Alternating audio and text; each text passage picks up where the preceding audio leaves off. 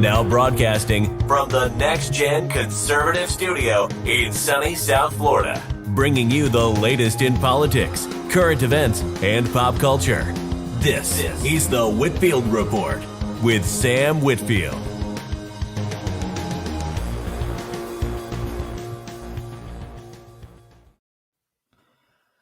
Well, good evening, ladies and gentlemen, and welcome to tonight's edition of the Whitfield Report.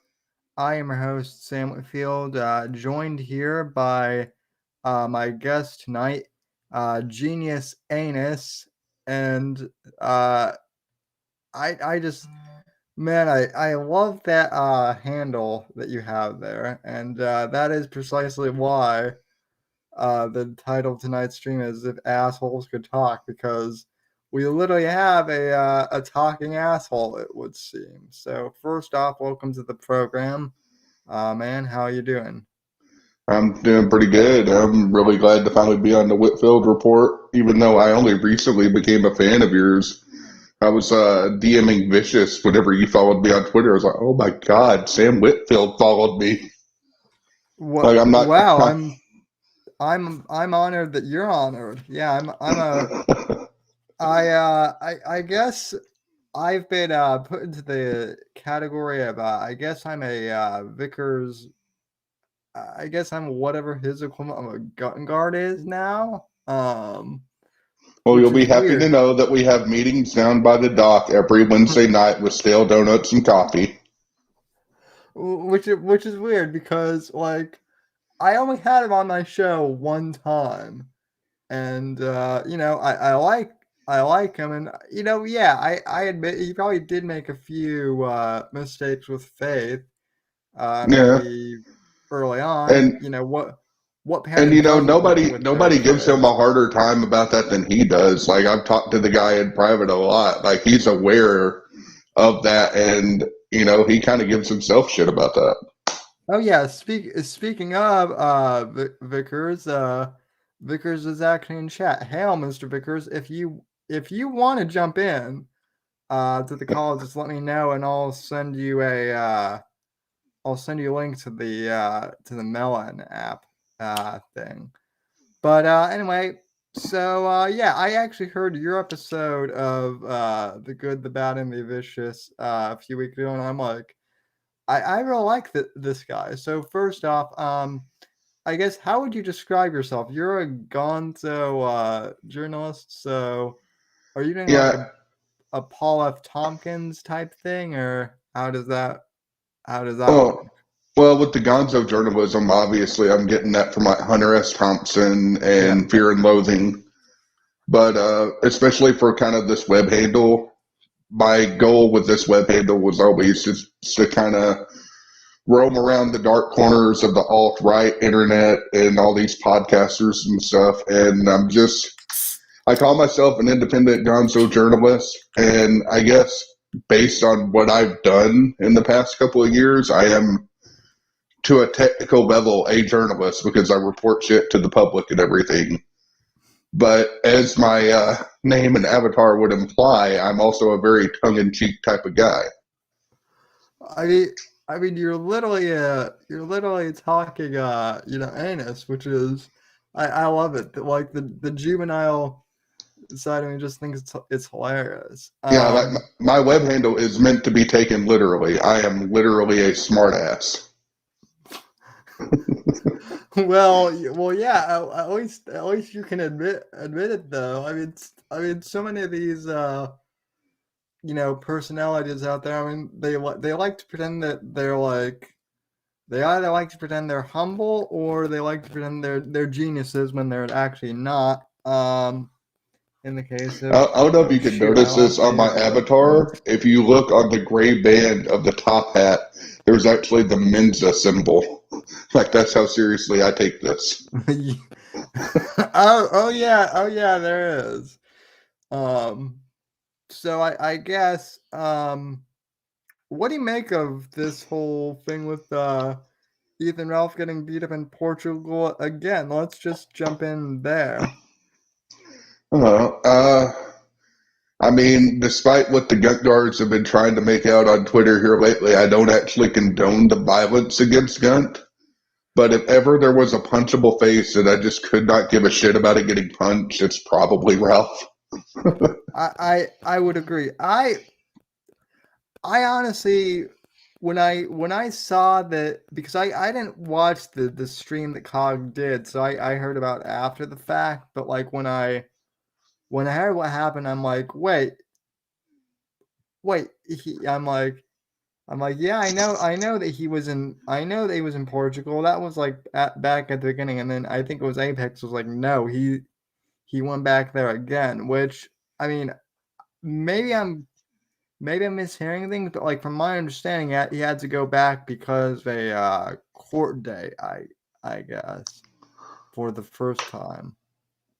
I don't know, and I haven't really heard anything from that. There's been a lot of speculation, and that speculation has ranged everywhere from he had to go back to get more underage prostitutes all the way up to I've heard the thing about maybe a court date or something legally about the first time he got jumped. But honestly, I think it's just Ralph being Ralph. He's just, a lot of people have pointed out too, in Portugal, all drugs are decriminalized, and with his suspended sentence and everything, which I don't quite put a lot of faith in because it wasn't but like 2 or 3 weeks ago before this that he was streaming himself rolling a joint in his truck and then taking his new infant for a drive. So I don't know. I don't give him enough. I don't give him any credit on intelligence to be like, if I go to where it's decriminalized, I can do my drugs and nobody can do anything about it. No, I mean, so there are people that I know, like, that admittedly they were completely normies, but they tend to kind of err on the side of, well, Ethan Ralph's thing must be this whole thing must be a bit, right? And I've always said that in regards to Ethan Ralph and in regards to a lot of these other people, it may have started out as a bit, but it has quickly morphed into real life. No, even Ralph tries to portray it as a bit because he's like, I'm a heel, I'm the antagonist. And the thing about being a heel, which is a wrestling term, is the heels are only pretending to be pieces of shit. Ralph is a certified piece of shit. Oh, clearly.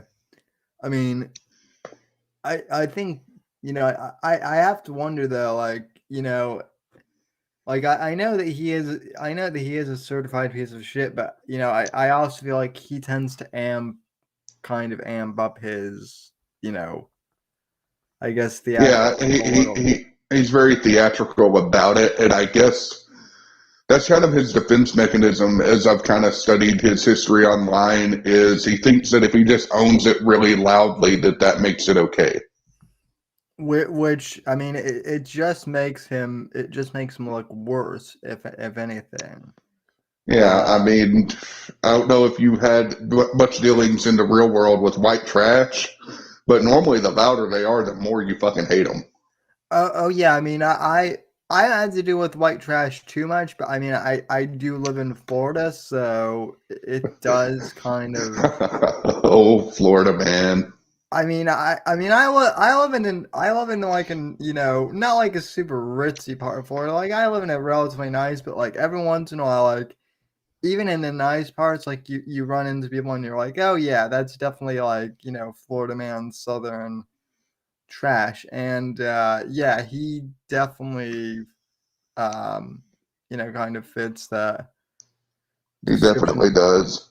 They also he also I mean, I have a friend who I just recently graduated college. I have a friend who's like a year behind me, and she's a psychology major. And I actually told her, I'm like, hey, if you ever want to write a paper on like someone who's completely like certifiably like has mental illness and whatnot, I'm like, there's this guy Ethan Ralph who you just need to search him on YouTube or something, and you can basically like do a whole dissertation on him for some sort of mental illness. I'm not a doctor, so I don't know quite what he would suffer from, but I imagine there's a whole litany of stuff that he. I'm not entirely certain what all he could be like clinically diagnosed with, but definitely some form of personality disorder like BPD or histrionic. I mean, kind of the thing with Ralph is that he is very clearly mentally disabled and he has a mental deficit of some nature, which normally would make you kind of feel sorry for him, but you just can't feel sorry for him because he's also his own worst enemy. Yeah, and I mean, I guess see, I'm relatively new to this whole side of the internet, so I got caught up in it because I used to follow Owen Benjamin, who doesn't even stream anymore. And now let me also preface that by saying I followed Owen back when he was still like on Rogan and whatnot. And he hadn't quite jumped the ship.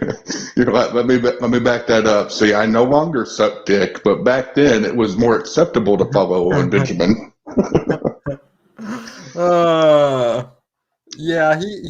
Yeah, when he went crazy, that was like my first kind of foray into this whole side of the internet. And then I've kind of become famous for I'm the guy who caused Merch to spiral into the whole I was nice to you thing.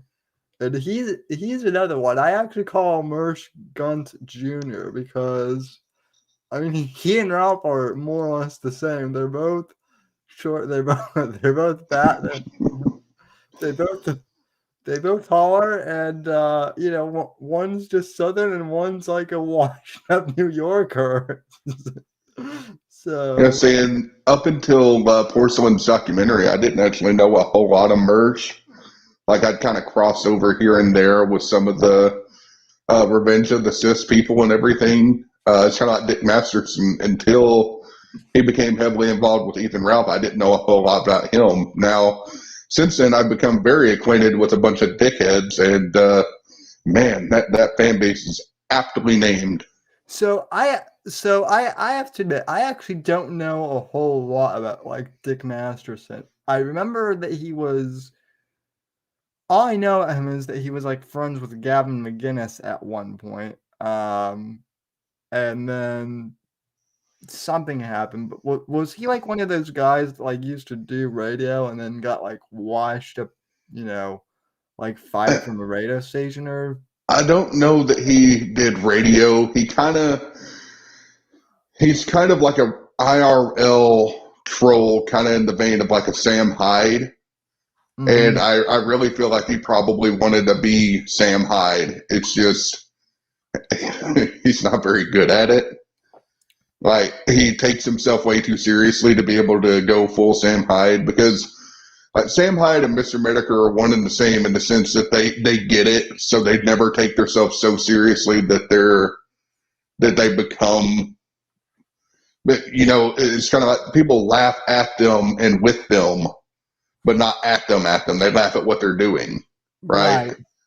And Sam Hyde and Mr. Medicare seem to have this magic formula where they don't take themselves so seriously that they're above laughing at themselves, and just they don't see themselves as high and mighty. As a matter of fact, from my experience with both of them, is they really hate it when people try to put them on a pedestal. Well, people like Mersh and Dick Masterson are these people that and Ralph are these people that have that ego, and they can't do that. They literally see themselves as God's gift to mankind. Yeah, I mean, it's the other interesting thing too about this whole side of the internet is, so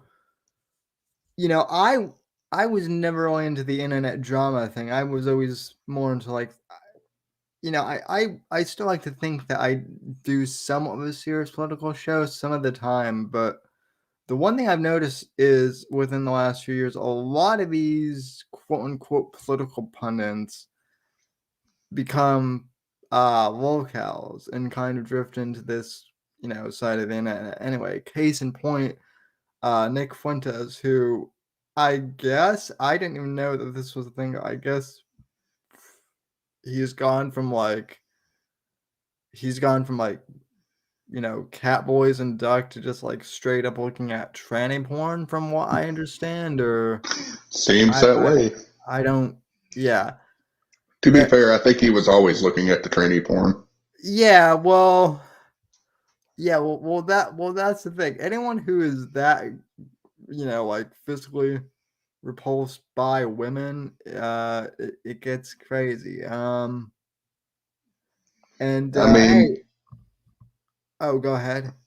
I was going to say, in my experience, speaking specifically about how these political right people end up being lolcows, in my specific experience, fringe left-leaning political people end up being terrorists, and then fringe right people end up either being feds or lolcows. And there's Yeah. almost no gray area in that at all. Well, and then the other thing I've noticed too is like a lot of these left wing a lot of these left wing people, they end up grifting on the right, and then they become locals. And that, from what I understand, that is kind of what happened with Ethan.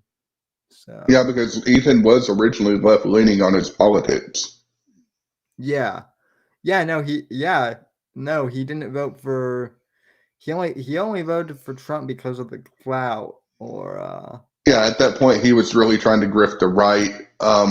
He voted for Obama both terms. He was very left leaning, especially if you dig, because he's got a internet history that goes back pre Gamergate by about 3 years, I want to say, that's been uncovered, and he was very left leaning. If you talk to a bunch of his older acquaintances, you'll find out that he was very left leaning and everything, like back in the Gamergate stuff, and he has this very long history that people have picked up on. They picked up on his MO and his pattern, where he just latches on to whatever he thinks is useful to him, and then he either destroys it or eventually turns on it. He did that with Gamergate. He did that with the anti-SJW stuff. He did that with IBS. Now he's doing it with America First. It's just over and over and over again. yeah. As soon as I heard that he was joining America First, I'm like, parting was over. Parting was actually glad, because I've, even when other people took Fuentes seriously, I never liked him. I always thought that he was well, let me put it this way. I always knew that he was a narcissist and, kind of, a little piece of shit. But, it's been proven for the whole world to see that now. And, if Ethan Ralph kind of helped with that, then I don't want to say I don't want to thank Ralph for that, but I'm kind of like, well, if uh if Ralph helped people see the worst side of Nick inadvertently, then I guess that is one good thing to come out of the Ralph Hamel, so to speak. So Well, I mean, and I don't know if I'm going to step on the toes of your audience. I don't know what your general audience is. But with me personally, every time I run across a wignat that's like, oh, I'm going to save the white race or ethno state or anything along that talking point line, I know that I found an idiot that I could probably get some milk out of.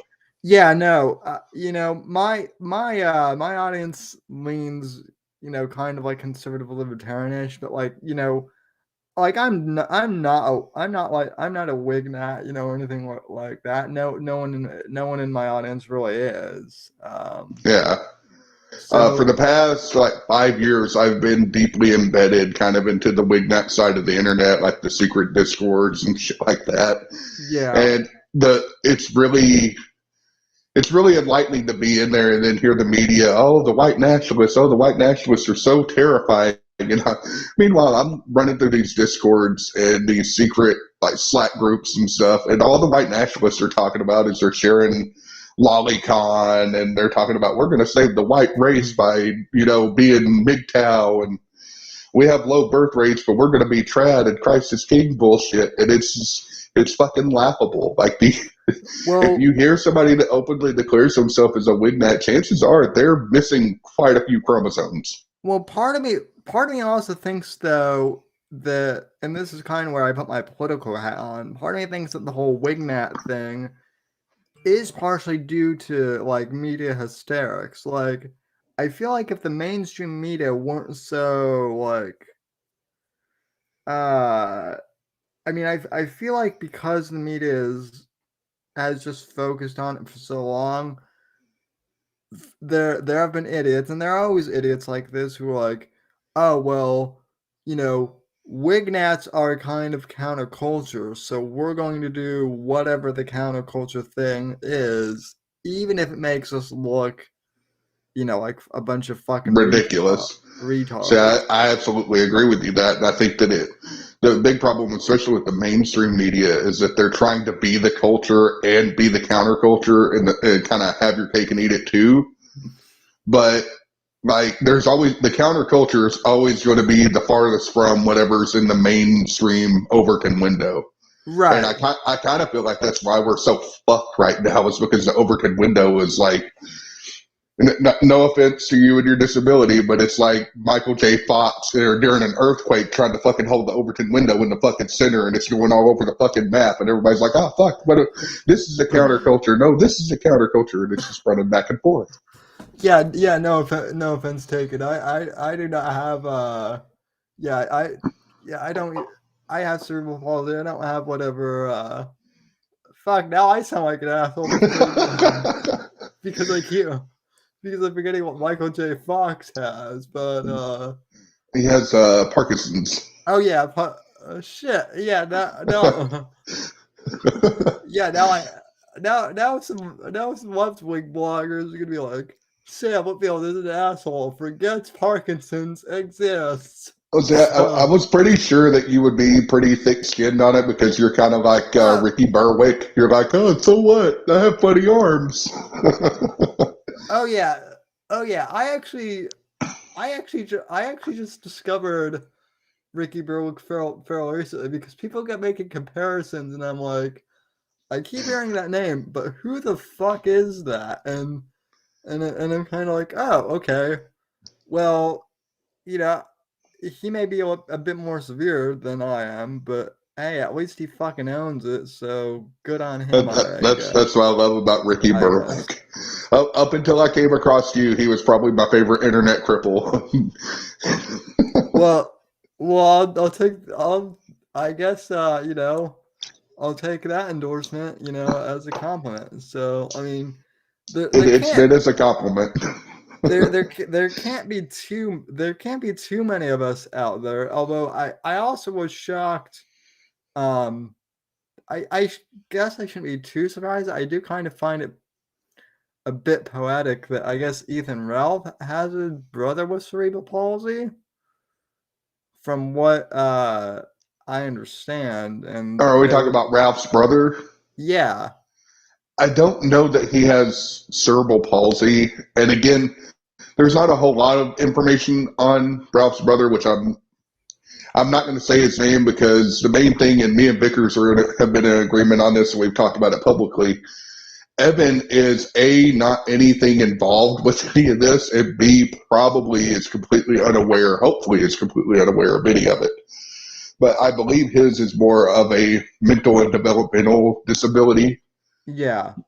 Like, I think he's probably one of those people that has like a mental capacity of a very young child, from what I have figured out. And to the internet's credit, we're in a dark sector of the internet, but to the internet's credit, even those damn Kiwi farmers, most people have pretty much left Evan alone. So whenever you hear people say that this side of the internet is so dark, it has no moral or ethical, there's no bound to what they'll do, I think I just said his name. Ralph's brother has mostly been left alone so far as I can tell.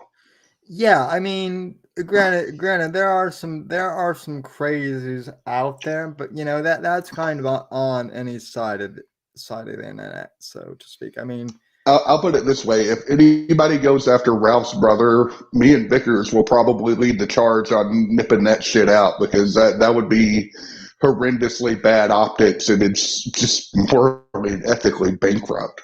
Yeah, I mean, and look, there are people who are already like memeing Ralph's daughter, Rosie, and saying things about her. And I mean, I get that, I mean, I guess Pantsu is fair game because she's an adult, but as far as Yeah, Pantsu is open season. I don't mess around with Ralph's daughter. Again, I don't even really say her name. And it should go without saying, but Faith's son is also not fair game as far as I'm concerned, though obviously people do it. And to her credit, she's kind of turned that into like a really good thing, especially with all I don't know if you've seen how many birthday presents the Kiwi Farms has pretty much bought that kid. That's where I get accused of being a vicar's guard, so to speak. Which I guess I'll take that as a compliment then, because one of Vicar's A-logs decided to do a whole 2 entire streams on me because I had Vickers on, but I had Mr. Vickers on, but I also donated $5 to Faith Vickers, and I bought Xander a present with my own. So Such a horrible person. How dare you? So I'm public enemy number one. Just oh, and he's just doing it to A-Log Ralph. Well, if A-Log Ralph is one of the benefits, then so be it. But I mean, that kid doesn't have a dad, and so granted, I mean, I guess the community, so to speak, is. I mean, I don't want to say they're helping to raise him, but support Faith, I guess. I saw a tweet the other day that it kind of gave me a good feeling where somebody tweeted at Faith that the kid was the internet's baby now. We're all going to raise it. I mean, I affectionately call him my nephew, so, which I... When I wished him happy birthday, I said I was his GeniusAnus. Yeah. I would say happy birthday from Uncle Sam, which is, I get to use that term then. So, it's funny. So, let's see. Let's see. I'm just checking on chat. Oh, by the way, I see Apex is in chat. Do you want me to send you the Yeah, Apex was asking us to send the link, and Teddy Spaghetti is wanting you to hit me with harder questions. Just so you know, I'm not good at math, so if you really want to stump me, ask me a math question. Oh, you and me both. I barely got I barely got through high school algebra, and yeah, I barely. My abacus is even special needs. Yeah. Well, I guess a harder hitting question would be, so I mean, out of all these locales you've followed, then who is the most? I mean, who would kind of take the cake as far as that goes? To what extent are we talking? Funniest, most fun to cover, most fun to mess with, or most horrible? Most arranged, I guess. I wasn't heavily involved. I mostly was following it as a journalistic adventure when the Kiwi Farms were going after the GeniusAnus. And I hats off to the people that actually got at least one of those pieces of shit thrown in prison. But I very quickly kind of checked out of that. But that was very, very early on in that. I was kind of snooping around at what they were doing and trying to figure shit out with that. But I very quickly found that I just didn't have the stomach to go through with it. Yeah, I don't.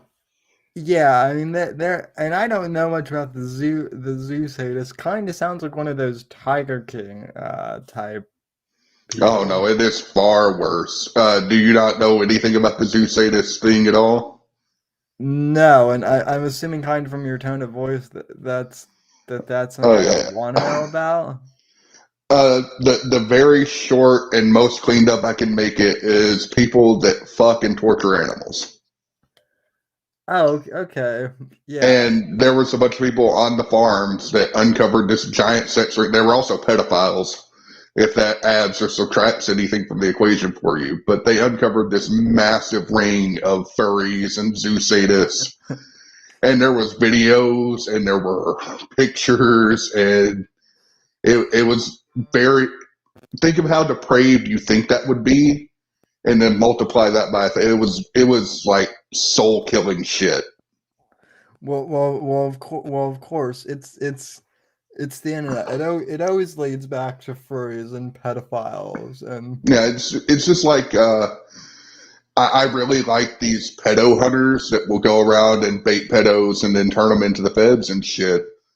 But that's something that I also will not touch because I just don't want to have any type of connection to anything even remotely in that zip code. Like I have no yeah, interest in it, but I do respect the people that are actually able to get out there and do that and put those people away.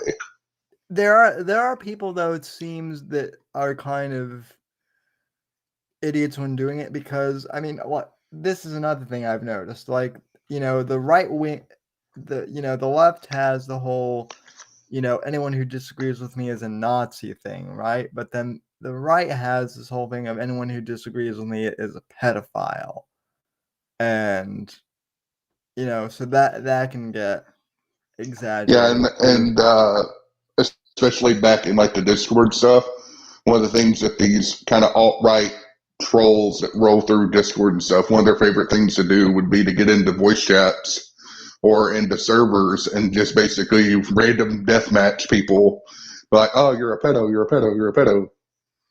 And you're right, like they use pedos as interchangeable as the left's version of Nazis. Yeah, Though they're not it's always wrong, in my experience. They're not always wrong. yeah, no, uh, yeah. I mean, Discord itself can be a very strange place. I've noticed. So, and hold on, I'm sending Apex the link right now.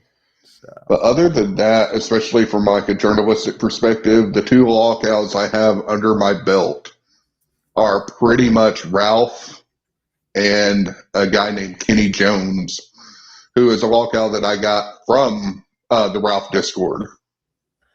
I actually I don't know Kenny Jones, but I was once in a Discord where Apex game of my co-host was playing he was playing like I guess Discord psychologist. Well, I guess he can kind of describe it here in a bit, but he actually had like a conversation with Kenny Jones, and I almost wish I had recorded it, but I bet you that I was a fucking 12-hour conversation that went nowhere. I mean, yeah, it was pretty damn close. Though, to Kenny's credit, I found him in Ralph's Spike Club Discord trying to get on the show and trying to set up an IBS with Margaret McClinton, which is who he had his big beef with. And everybody was saying, you've been talking about this for 2 months. You're stupid. You're a lolcow. And they were making fun of him. And I was one of the few people that's like, all right, what's your story? And I did journalism. I asked him questions. He would give me leads. And I went out and I interviewed other people. And ultimately what came of that is I found out that Kenny Jones wasn't as crazy as people thought he was. He actually had some pretty valid claims against Margaret. And eventually I got sources that were more normal people and weren't trying to stalk her and hire people on Fiverr to stalk her and go through her trash and shit. And they told me that basically what Kenny was saying about Margaret was essentially true. But eventually, because of other stalkers of Margaret plus Kitty, it made it to where the legitimate complaints about her were completely drowned out because she would just point to Kenny or point to this guy that was sending her a bunch of postcards and say, that's just what the stalkers say. You got to ignore them, which is a very Ralph Amell strategy of getting rid of controversy. Yeah, well, and the other thing, kind of going back to Ralph too, is there are a lot of people, and I would kind of include myself in this, who didn't really know what they were getting into when they stumbled into this whole corner of the internet. You I got to mean, learn fast. oh yeah, definitely. I would also say though, I mean, I got to witness that with Chrissy, Mayer about a week ago. Now, when she was, first when she Once you was, got rage pigged. well, first off, when she was viewing the tape, the infamous tape, and I know someone that knows her. So I DM that person and just forwarded, said, hey, can you, give Chrissy this background? And they I think they did. But then she had on Ralph himself, and I don't think she clearly wasn't expecting Yeah, and you know I feel like she kind of entrapped herself by not doing her due diligence on figuring it out. Yeah, and that's why I mean, and I've kind of made the same mistake with guests before. Like a few weeks ago, I had this. You have to do due diligence with guests. I've come to kind of find out, because otherwise they might be totally insane. Case in point, I had this guy on who claimed to be a Marine like a few weeks ago, and I and then we got to talking on things, and Apex How how is joined, Spectre Report doing? I'm just kidding, chat. I'm just kidding. I have nothing against Spectre. and well, no, this guy's name was actually Pope Metallicus, and Of course it is. we yeah, so the conversation like started. He's a small YouTuber, and he was trying to like he wanted. I invited him on because he has like a metal channel that we started talking about. So we were talking about his background, and oh, and he mentioned he likes Star Trek, and so I thought, oh, that's interesting. So then Apex came on, and then just started kind of shit talking him, and then That was fun, man. That was a good show. Go ahead. Sorry. I would definitely agree. And welcome to the show, Apex. I'm glad your skin is still intact. So Yeah, man. That fucking coward. You know, one of the things, I actually watched that back, and I hate to derail the conversation, but just to interject this here. I left on purpose because I like putting you in awkward situations, Sammy. You know, I like riling shit up and then just bailing. But I should have stayed for that particular stream, because the one burning thing in my mind was that fucking faggot was like, I'm a Marine, but I left the Marines because of the bullshit. While the fucking douchebag's wearing a Marine hat with the Marine flag in the background. Like, there were so many holes to be poked in that fucking idiot. But yeah, I thought it was funnier at the time to just leave you with the shit that I had started. But Fun fact, yeah, if anybody in the military says they left for all the bullshit, they never made it past basic training. that's right. That's right. yeah, And again, I've never met an actual veteran that walks around, other than like the old timers that were, USS fucking Indianapolis or whatever from World War II. The decrepit old veterans, I do not see many veterans, if any, ever, representing whatever branch of the military they once served, if they're not serving it currently. That most of them either want to forget, or it's not a part of their identity anyway, generally yeah. speaking. And they don't spiral when you say thank you for your service. They'll either just say, thank There, thank thank you back, there's or they'll just say just doing my job.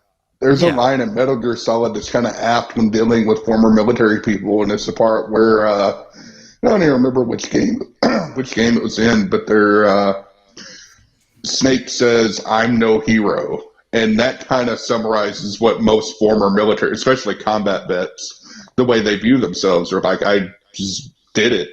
Yeah. I had my reasons. I went out and did it, and I came back, and I'm no hero. I just did what needed to be done. Exactly. Yeah, totally. I actually Akiba with the lore, Metal Gear Solid 1. Nice. no, yeah. So I heard you guys were discussing lol cows and stuff, and Genius, thank you for coming on the show, man. I appreciate it. And sorry I was late, but I did want to bring up something, Sammy. A not even a new, but just seemingly rediscovered every couple of years, lol cow, who you are quite closely, maybe not super closely, but you are certainly affiliated with, kind of, internet friends with, you could say. I know where this is going. Sammy, you remember Falco, right? Falco Punch? Yep. Yeah. Oh, So boy. what? Oh boy. So what happened? Because he actually DM'd me on Thursday and was like, "Hey, dude, I'm basically quitting the internet. Good luck to you." And I'm like, What the fuck, man? Well, to be fair to Sam, before we get into this, I think me and Sam both failed to do our due diligence on Falco because we did dug just a little bit. So did I, though. So real quick, let me preface this by saying that, like, other than a few new, like, actual news things, I've kind of been like kind of taking a break from Twitter the last 2 days. So I've kind of been out of the loop as far as like all this. So I came back to it today and I'm like, what? Falco quit? What's going on? So well, even if you were paying attention, you could have blinked and missed it, because I have been paying attention, but a lot of it slipped by me.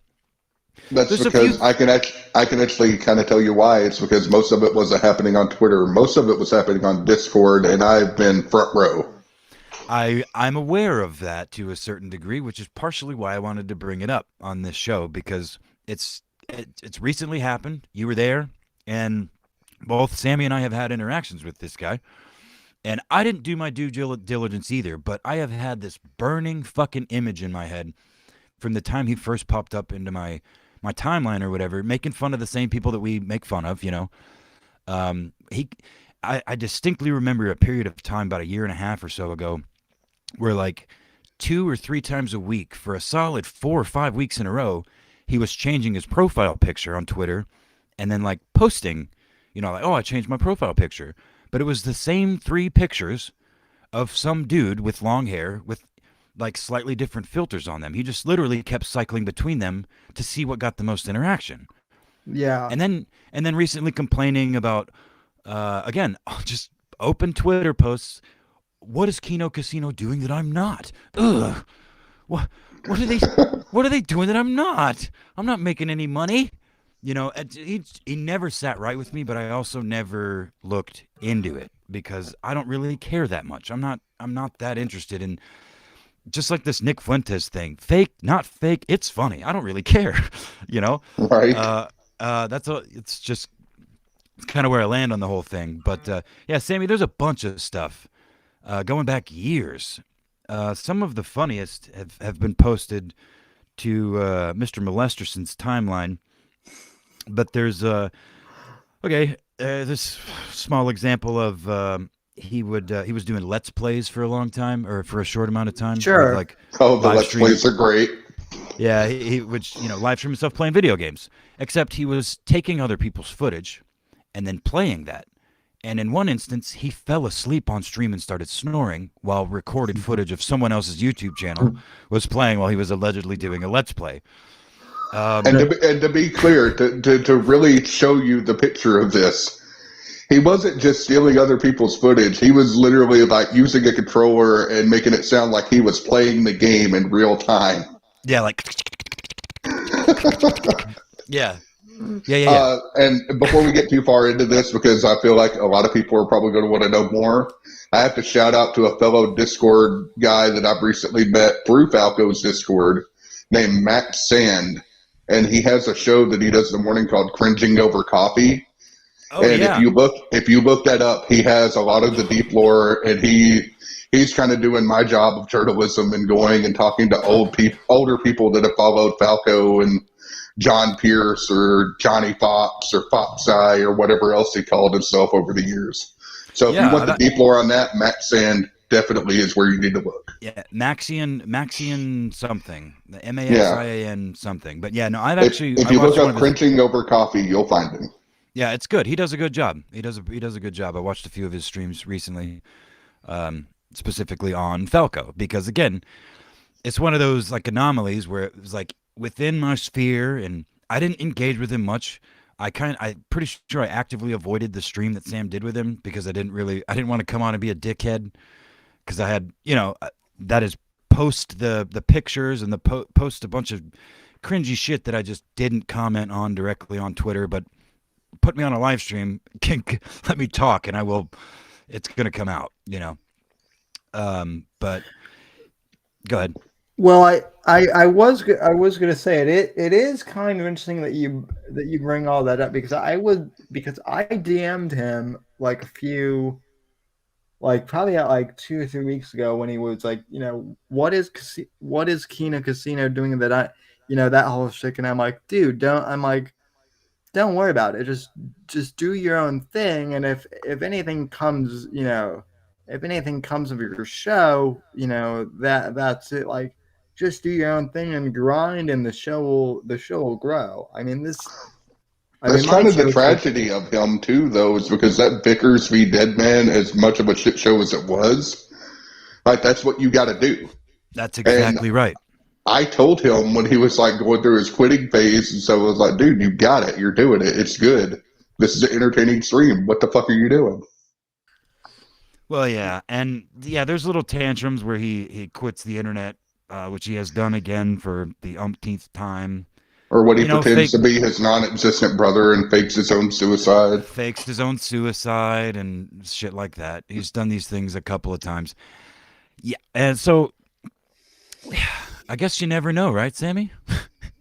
Yeah, well, or maybe you do and you just fucking ignore it, which is what I mean. That's that's sort of why I engage in the internet the way I do. Sammy, you're a rare example. There's a couple others too. I'm not necessarily here to make friends. I'm also not here to make enemies. You know what I mean? I'm just here. I do like engaging with people and conversing with them, but almost nothing is off limits if it's funny. If it's framed in a sure, if it's funny to me, I really don't care. I tend to not, put whatever tiny spotlight I could have onto little shit like, Falco. I could have been making fun of him a long time ago, and I wanted to. Just lightly jabbing it, like, what is that, a fucking 10-year-old picture of you, bro? You took a glamour shots photo shoot, and you just cycle through them on your social medias now. Shit, just little shit like that. But I don't really, I'm not interested in stirring the shit. I just like to watch it most of the time. Yeah, so you never know. Our Discord, or not our Discord, sorry, but our Reddit friends, Sammy, have said for years that I'm a lolcow in the making. So a lolcalf. So you never know. Yeah, they've said the same thing about me, and I'm like, okay, I'm glad. Yeah, laugh the fuck at me, laugh at me, dude. Yeah, I'm stupid. Kind of to hit into that vein and loop back to like the Chrissy Meyer and go ahead. Rage Fig stuff. I'm very thick-skinned, and I realize that there's a lot of people on the internet that really don't fucking like me. So if you get like super chats or whatever that want to bring up shit that you think is combative, don't worry. You don't have to censor the internet for me. I'm well aware. If people want to super chat me, they can say whatever the fuck. I was gonna say, please do. Please send all your hate comments about GeniusAnus to Sam's Streamlabs or Patreon. If they're $5 or more, I'll read them myself. Hell yeah! I'm gonna post that on Twitter right now. You guys talk so much. Yeah. Do you want me? I can send you my Streamlabs link if you want, Apex. So But yeah, so I mean, so is that like and so are you telling me that the game streams are what caused Falco to like? No, they're not what caused No, him to quit. What no. caused him to quit is that people were figuring out his past, and he went Genius. into DFE mode. Yeah, Genius. Oh fuck. I'm sorry. I'm trying to type and I lost my question. But go ahead. Sorry.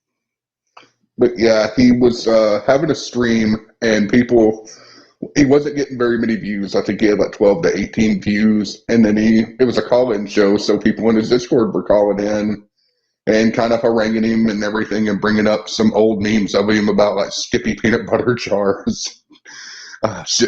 Toilet meth. Toilet meth was Yeah. fucking hilarious. And he rage quit the stream, and then he had like a meltdown and a tizzy.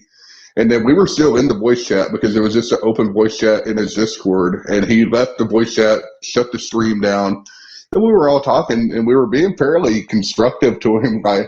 Again, I made no qualms. Like, I like his streams. I like the content he's making. This was a pretty fun stream from what I was watching and participating in. And he had some friends there that had known him for like a long time.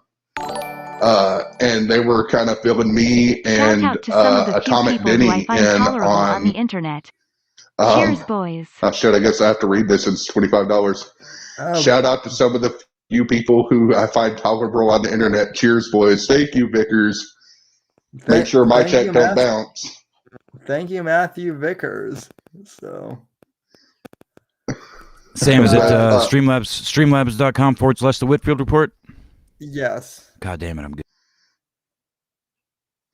But anyway, and then he's having a meltdown, and then he's like, "Oh, well, I'm quitting the internet." And his older friends are like, "He does this, he'll be back within 24 hours, I promise." And like later that night, he deleted the Discord.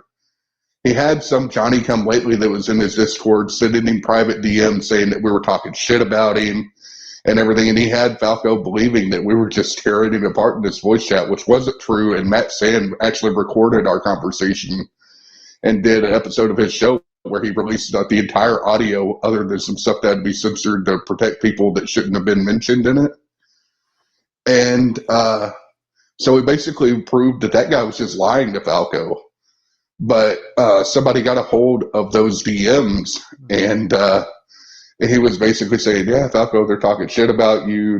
They got all this. They're talking all this bullshit and making shit up and talking about how they're going to run your show."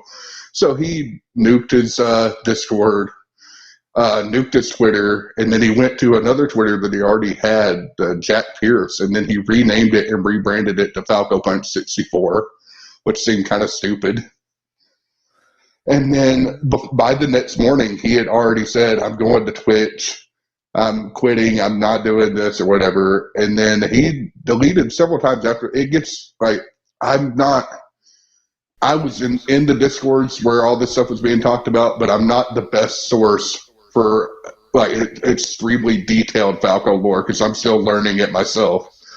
But it was amazing to watch.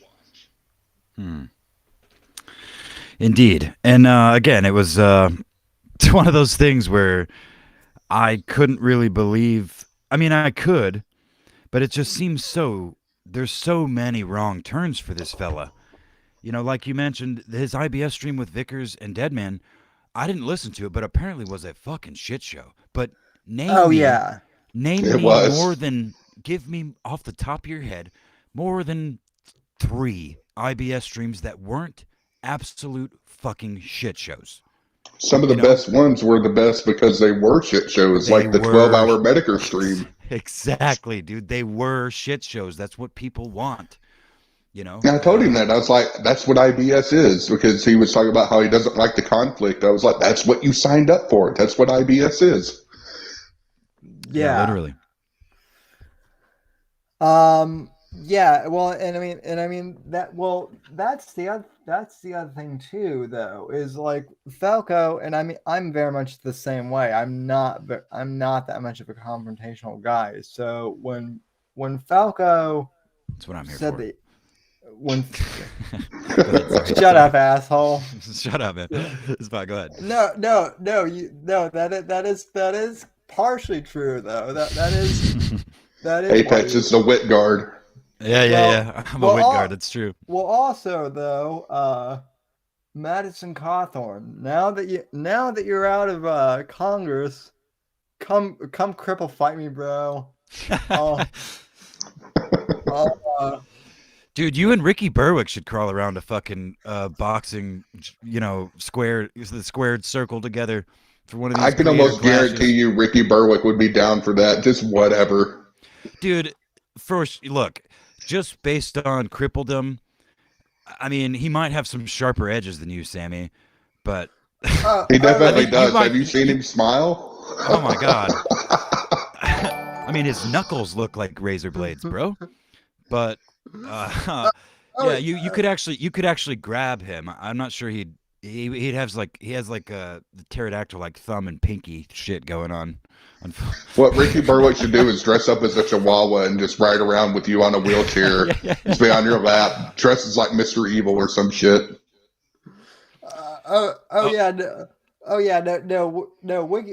Ricky Berwick is I'm afraid he might maul me to death. No, hold on. You know what would be even funnier? I just thought of is if you put Ricky on one of those like old, old world royalty things. Like a chariot, but carried by people. You know how like they had like strong dudes underneath it.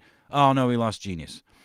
But instead of people carrying it, it's like a chariot, but pulled by other cripple guys, including you. In their wheelchairs, he's like the king of the cripples in that scenario. Yeah, that would be funny.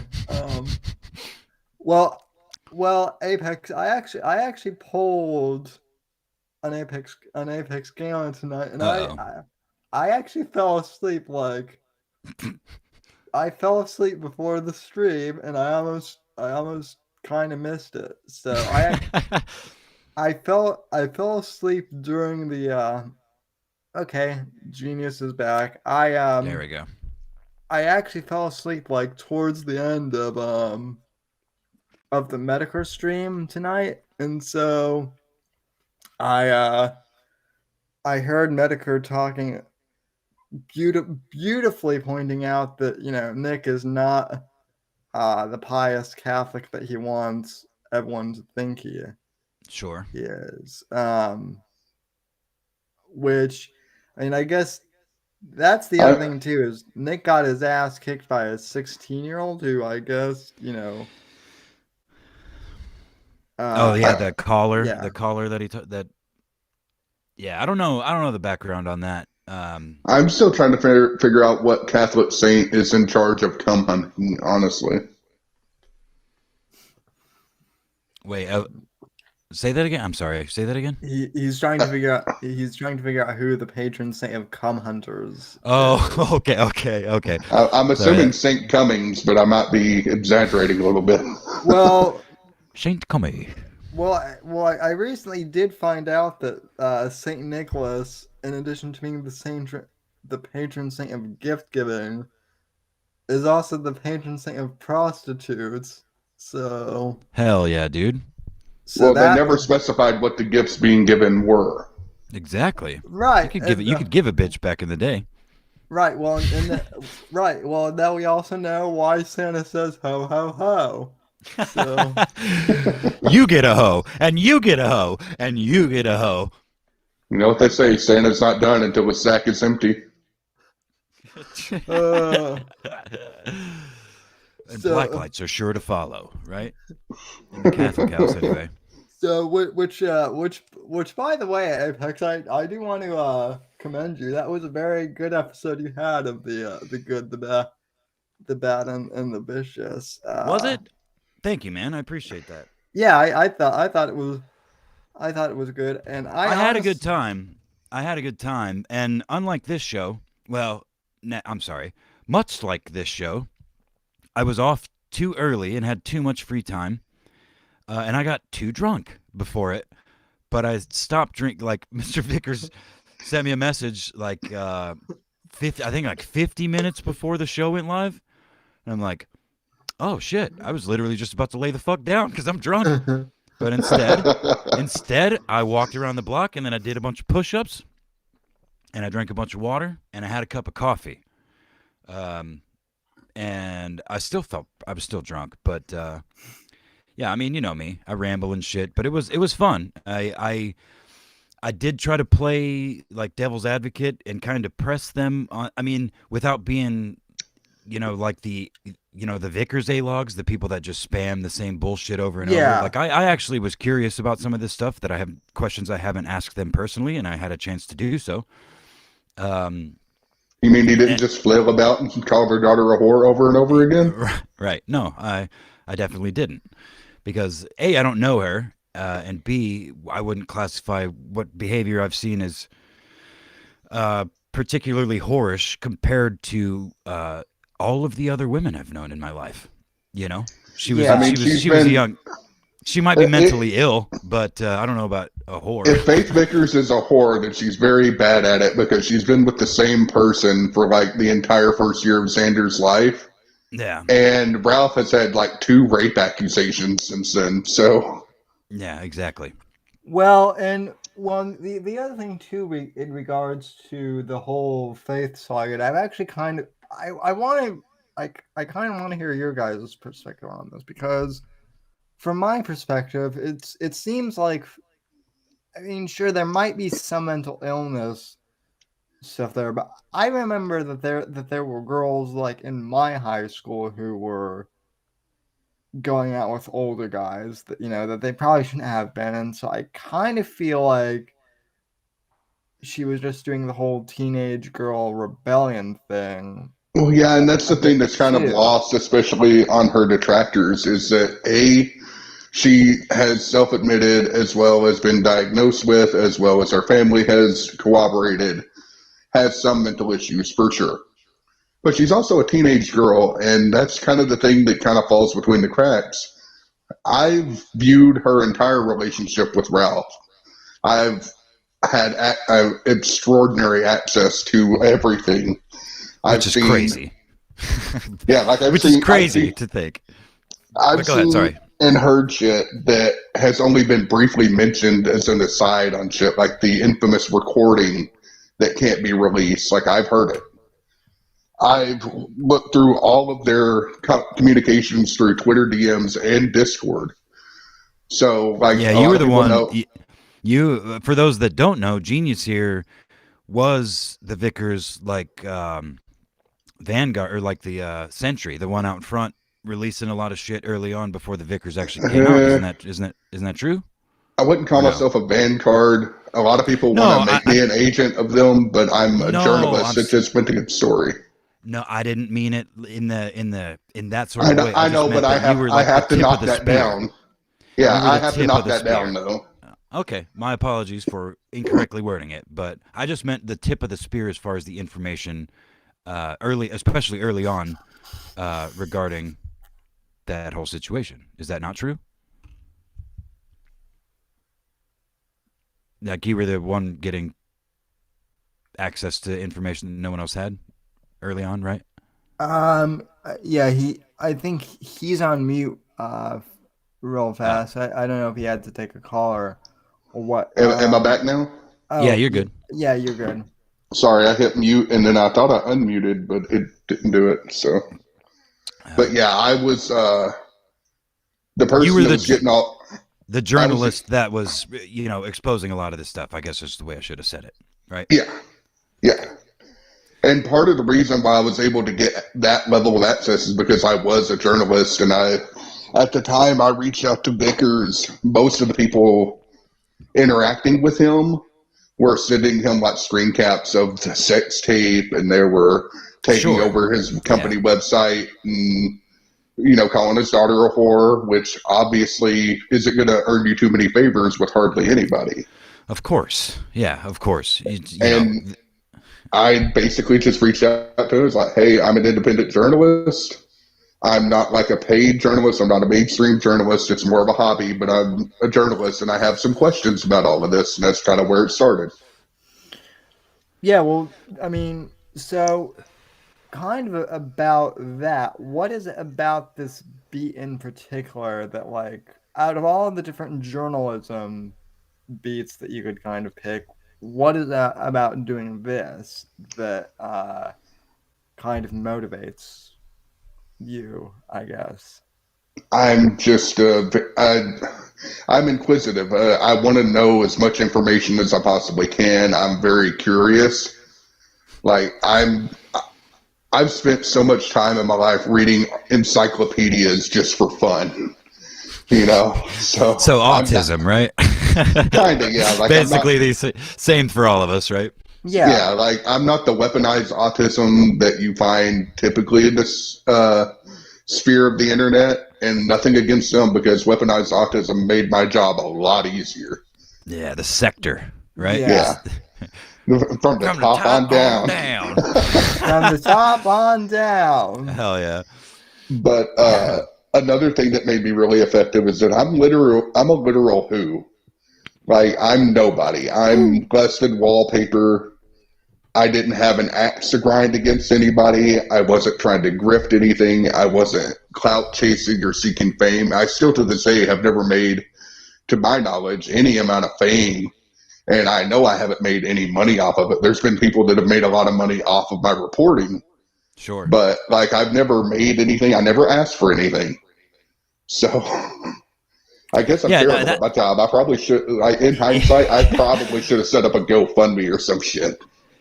Yeah, well, I guess the difference is depending on the amount of time and effort it takes you. If you do this shit for fun and you would be doing it anyway, there's no shame in not doing it for free. Yeah. But when it crosses over into the realm of, but that's a fine line, dude. You and I for sure probably crossed it. Well, no, I mean like fine line between, asking for making money off of the work you do and then falling into essentially a category that you've covered for, X amount of time. You start making money off of this internet shit and egos.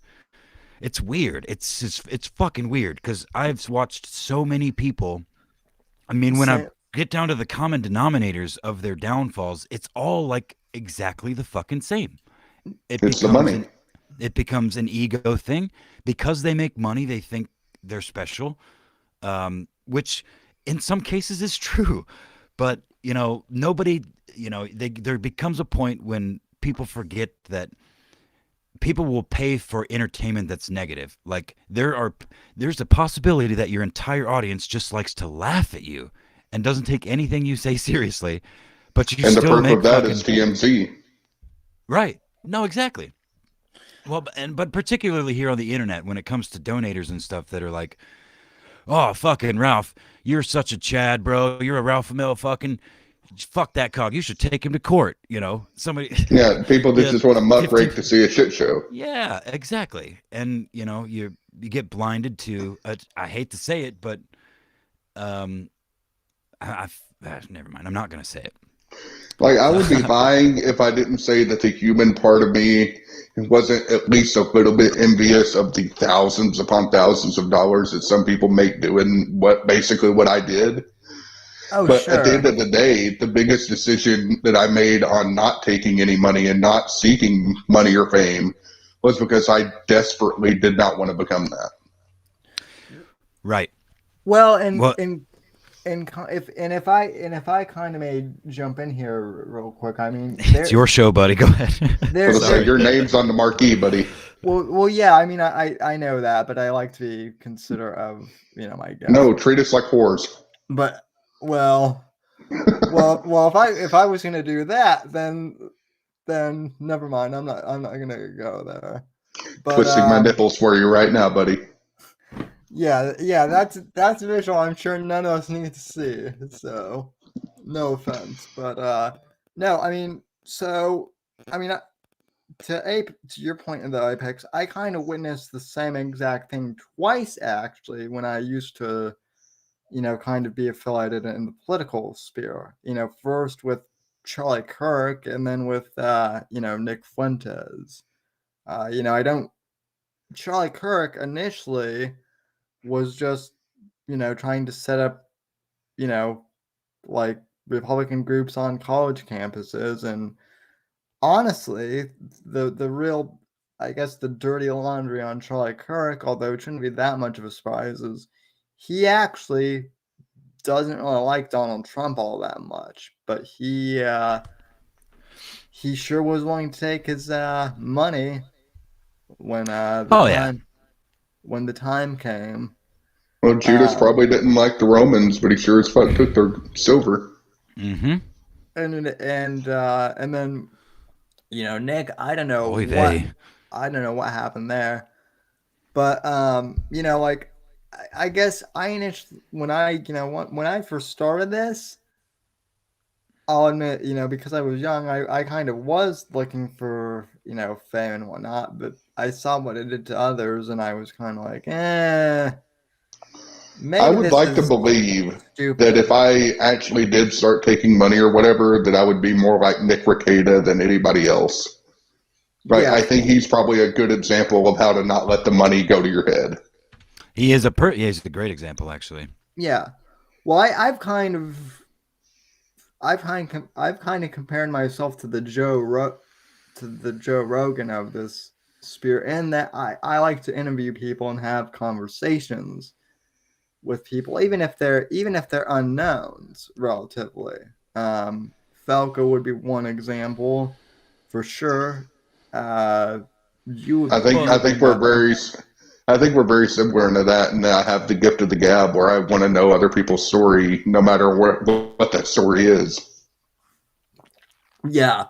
Now, Apex, you might not know this, but I know everything, dude. But Alex, just kidding.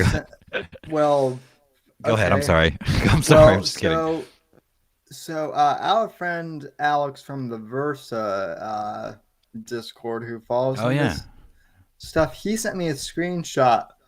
Apparently, there's a rumor out there that Vickers, I guess, hired me to do the stream that we did. You too? Yeah, that is a common thread, it seems, among the Vicar haters. Which I find funny because, I mean, did I not initiate the invite? I mean, I know that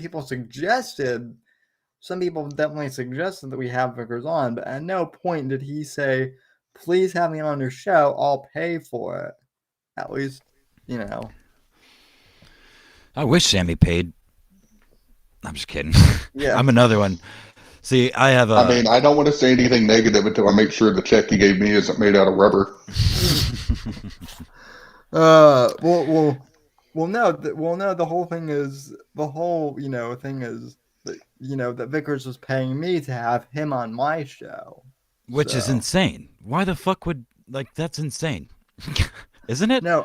Well, yeah, that is. I invited Vickers on because honestly, I saw a guy who, went through all this, shit online and had a relatively good attitude about it. And, and I'm not saying that you shouldn't have had a good attitude, because I think he took the right approach, but that is so fucking rare these days. And in any circle of the internet, really, but especially this one, that I was kind of fascinated by, and I wanted to kind of have him on to, just see what makes him tick. And that was literally my motivation for having him on.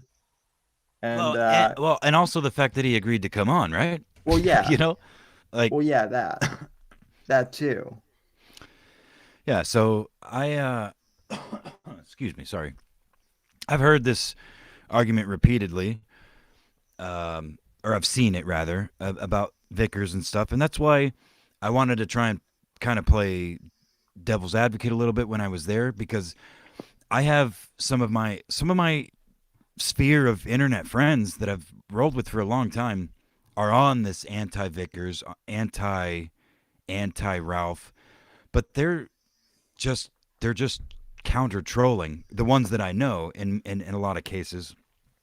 And it's but they also, you know, I mean, I'm not immune from from DMs when I get announced as a guest on his show, and it's like, Oh, well, me say this, either. say this, say that, or ask him this, or why are you that? It's like, what are they paying you? It's like, no, that's why. That's part of the reason I wanted to just do what I do here, Sammy, and just kind of gently ask genuine questions that I have, not really influenced by anybody necessarily, but I don't want to be lumped into any kind of fucking.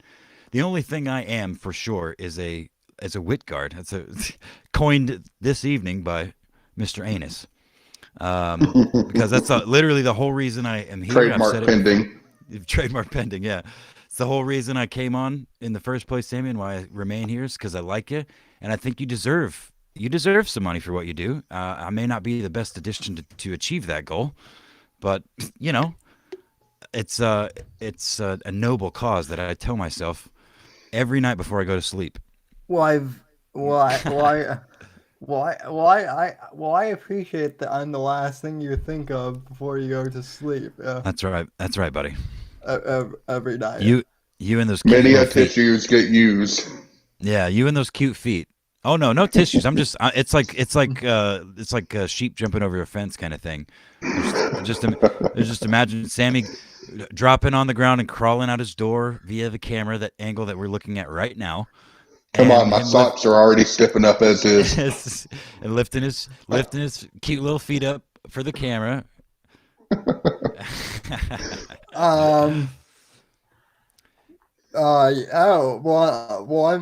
Apex. Now you've got me blushing, dude. So. Oh hell yeah, you know. But you know. Oh, go ahead. No, I forgot what I was gonna say. No, what I was gonna say is like the whole notion I'm a Vickers guard is kind of. I mean, yeah, there's certainly there. I will admit the guy has probably made some mistakes in regards to could he have been more attentive to Faith as a teenager, and watching Maybe, what. but see, hold on. I don't mean to cut you off, Sammy, but I don't want you treading too deep here, because how the fuck does anybody observing this know? Actually, Well, I mean, everyone can speculate. Well, but that's my ahead. point. That's my point, is that none of us really know. And I mean, could Vickers have been watching what she did online? Maybe, but maybe was. Again, like I said earlier, I think people are losing the fact that Faith. Well, I can kind of add to that too, in the fact that I've heard Vickers opine on these exact questions, like in private, and I've kind of talked to him. I've asked these questions of him, and that's what I'm saying. People think that, oh, these are gotcha questions, but there's nobody more fervently asking these questions of Vickers than Vickers himself. Right. Well, right. I guess just kind of what I don't know. I don't really say it frustrates me, but I guess kind of the thing that kind of I find funny is the fact that I'm friendly towards Vickers and that I'm not a complete asshole to him makes me. Well, I mean, I'm obviously friendly to Mr. Vickers, Mrs. Vickers, and Faith, and all of that, but I have kind of a fairly unique position in the fact that I have seen literally everything. So Right. If I've seen literally everything there is to see about all of this, and I'm still in their corner, that should tell you something. Yeah. Well, yeah. Well, to be fair, I don't know you, and you're right. You haven't made any money and all that shit. But I could see how people could still find ways to poke holes in that a declaration that you just made, which is, I mean, you're right to make, and I absolutely agree with your declaration. But again, that's why, going kind of back a little bit, that's why I was trying to ask slightly pointed questions without being too derisive or combative Specifically things like, do you guys think your lives would be better if you just logged off and left this shit in the past? Because that's a genuine question that I have had. And their response, or their answer, both of their answers, collectively and individually, lined up with, it makes perfect sense to me. You know, I can't remember exactly what it was, but it was on live stream. And that's why I wanted to do it, because I've seen so much of this shit. And I tried to be, you know, I guess a journalistic voice of some sort. Ask them pointed questions and get answers that are satisfying for the audience. I guess. I don't really know. Yeah. Well, I mean, I've asked Vickers the same question kind of in DMs that you. Well, right, but that's in DMs, and that's for you. And right. I am also sick of all the bullshit. There's plenty of things to laugh at. And if you want to look, Tiny Bird Productions is one of my oldest internet friends, and he's really good at what he does. And he's on the opposite end of a lot of the people that are in this, you know, the sector, the sector, I should say. You know, he appears to be a gunt guard. He's been accused of being Ralph himself for quite some time.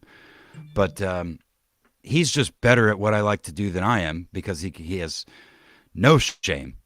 He's willing to go all the fucking way out there, and just, I can't commit that hard. I cannot LARP that hard. I have a anyway. I don't know that I have encountered Tiny Bird yet. No? I don't think I have.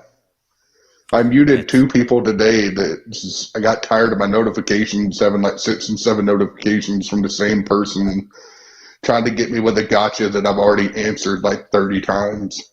Yeah. I think I might know who one of those people are, Anus, but I don't want to say who it is, because I don't want my notifications to blow up now.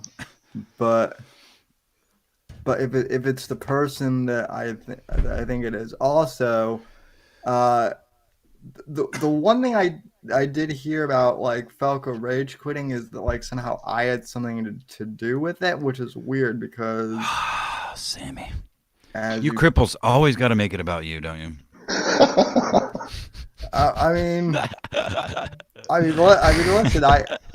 listen. We are attention seekers, so yeah. Well, I mean, he did say as he was deleting everything that the final straw was you stealing his handicap spot. Look, he weighs 495 pounds, bro. He deserves that fucking handicap spot. It hurts to walk, Sammy. You've already got wheels. Yeah. Oh, not only does Sammy have wheels, I don't know if you know this, Genius, but Sammy is of a long line, Assassin's Creed style, of crippled people going back to like pre-Roman times. You know those fancy chariot wheel blades that you'd see in like. Oh, he's got knee knockers.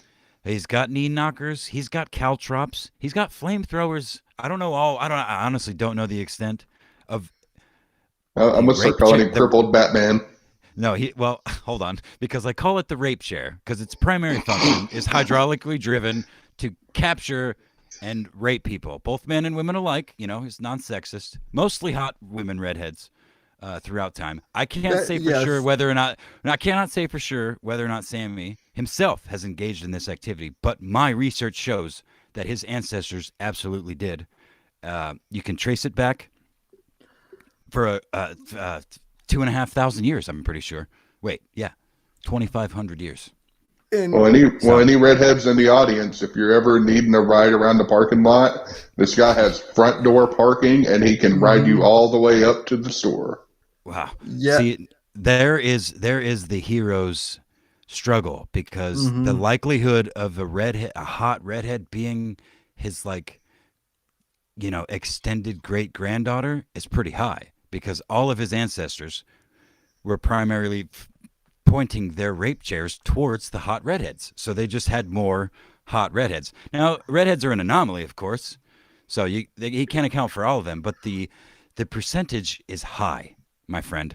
So poor Sammy is in a predicament, and I empathize with him all the time in DMs and in private chats. He tells me these things, and I'm sorry to bring it out in public like this all the time, Sammy. Nobody's ever going to believe it anyway, but It's okay. There's other stuff of mine that's out there. And Sammy's rapidly tapping on his keys, changing the title of the stream with friends like these. Oh, there was that one. I think it was a private Discord, but the Slammy Dickfield thing really got me, where the function of the hydraulics were actually to roll Sammy around in a field of dildo-shaped headstones and would just slam him down on top of them, just periodically throughout the day. For what I can't remember all the context, but that's the gist of it, and it was very funny to me. Anyway. that was actually in your Discord. Shout out to Whiskey for making that. No, that's my Discord, fool. I've made that Discord. No, and Whiskey making that reference, the Slammy Dickfield, yeah. Yeah. Slammy Dickfield. Hey, look, he said the words, and I painted the picture, and it was very funny. We have Slammy Dickfield. We also have the Titfield report. So. Wait, what was the other one? That I said a few weeks ago that you switched, or you had a. Fuck, what was it? You jokingly referred to the show, or starting a new segment. What the fuck? Not the Titfield report has been around as long as my Discord has, which is like a while. 3 years. Yeah, about 3 years now. But damn it. Nah, I needed to quit doing drugs. The Crypt Field? No, it was it had something to do with reporting and on. Oh fuck! I'm very upset that I can't remember, because it was good, and I said it on stream, and you were like, "Oh, that's good," and you even posted an episode of it, like on your. You're gonna lay down to go to sleep tonight, and it's gonna come to you. Twat! The Twat Field report. Was it? The Whitfield after. The Whitfield report at night or something like that. After Twat. The Whitfield analysis at night. That's right. The Whitfield. I can't remember what the fucking letters stand for, but that's it. It was Twat. The Twat show. Whitfield Afterthought. That's it. You're right. Whitfield Afterthought. Yeah. Instead of the after show. Welcome to the Twat, folks. Tonight we're talking about butterscotch ice cream. It's good, but the aftertaste, I'm telling you, I don't know. So leave it to Twat to leave a bad aftertaste. Yeah. So I'll tell you what else is. So I have to admit, so when Falco was, I guess when he rage quit the internet, I was actually like on a binge of playing Red Dead Redemption, and I kept there's a field of wild hogs that you can hunt, and so every time I was hunting them. Yep, that's exactly what I did. So Hey bro, is your PlayStation near you, or you're in your study, right? Or you're not in your room? Yeah, no, it's in the living room. God damn it. Because I think the audience would very much like to see you push all of the buttons on a PlayStation controller, like individually, with those claws of yours. I'm just kidding. I can bring a controller in here one of these nights. I have two of them. You should record like a YouTube short of like, I'm not as bad as Ricky Berwick. Look, all my fingers, I can push all the buttons on this controller here. And then at Ricky Berwick, and see if he can do it, and then he'll I've- probably post something really funny in I've response. actually thought of doing like a gaming, about doing like a Sammy- gaming streaming type say, you- thing, where like instead of me being like a hot chick like gaming, I'll just be like me as a cripple like A gaming. cripple boy, dude. I legitimately think that's a good idea. While y'all are throwing this spaghetti against the wall, I'm going to take a Mr. Vickers break real quick. Go for it. I already took one. I just didn't say it out loud. I just wanted y'all to be aware when the water starts hitting the water. Well, I'm pretty sure that I've peed on other people's stream before. I have So- done terrible things on this stream, so I don't. I mean, I guess I shouldn't say terrible, but I have done just despicable things. bro, you've had sex. You've had sex on the stream. Go on. Don't tell them, dude. Don't tell them. I actually had a thought earlier, Sammy. Just thinking about all this lolcow shit, and which of course I've considered before, but I realized the extent of the years I've been doing this show with you. Once a week, almost always drunk, especially recently. At first, I kind of tried. Actually, no, that's not true. The most drunk I think I ever was some of those early shows, because that was early COVID. That's Yeah. when I was throwing my phone around in the air. Remember when Scorpio was throwing my phone? Yeah. Vickers is still in the chat. You know, Vickers, it's not a stream with you. It's more like Morse code. It comes in dashes and dots. Hi, Mr. Vickers. Oh yeah, that stream that stream that we did where you were throwing your phone around. Oh, actually, God. You actually called yourself. You were like saying, "I am your retard." Yeah. I think that's the most drunk I've ever been. Most drunk I've ever been recorded, for sure. It's a good thing I didn't have like a computer set up with a camera or anything, because I was just on my cell phone. I actually have that clipped, and I will Play it for the audience. Yeah. I will play that. Well, I'll play that I'll post that every once in a while on Twitter. I posted it so much that you were that for a while you were actually like, "Sammy, stop it." So Did I? I don't think I've ever done that.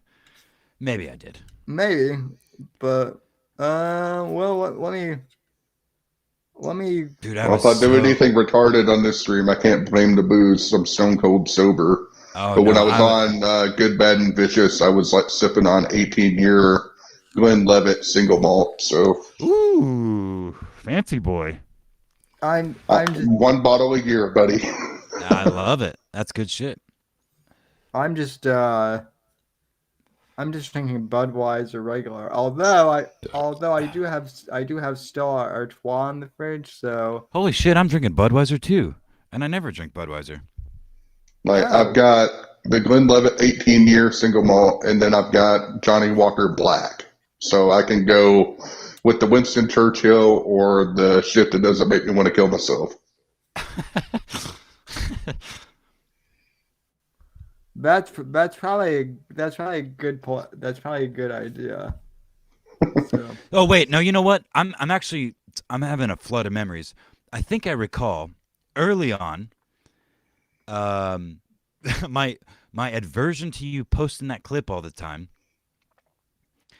was because I was doing the lolcow thing, I suppose, which is, I guess, why they call me a lolcalf over there on Reddit. But I was upset because there was some drunk ass context to it, and all you clipped was "I'm your fucking retard, Sammy.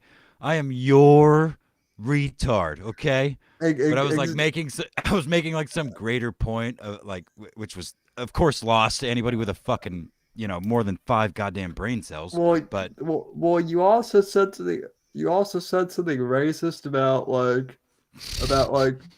taking back the Alamo from the. oh no, that's one of my favorite stories. It's even to this day, that's one of my favorite fucking stories. And I only told this story because Scorpio was on, who is a Mexican, living in South Texas. And I was like, hey, when I was growing up in South Texas, where I was born and raised, there were a lot of fucking Mexicans, and there was a bunch of older kids that would beat up, gang up on younger kids, especially fucking little white boys, little skinny white boys like me.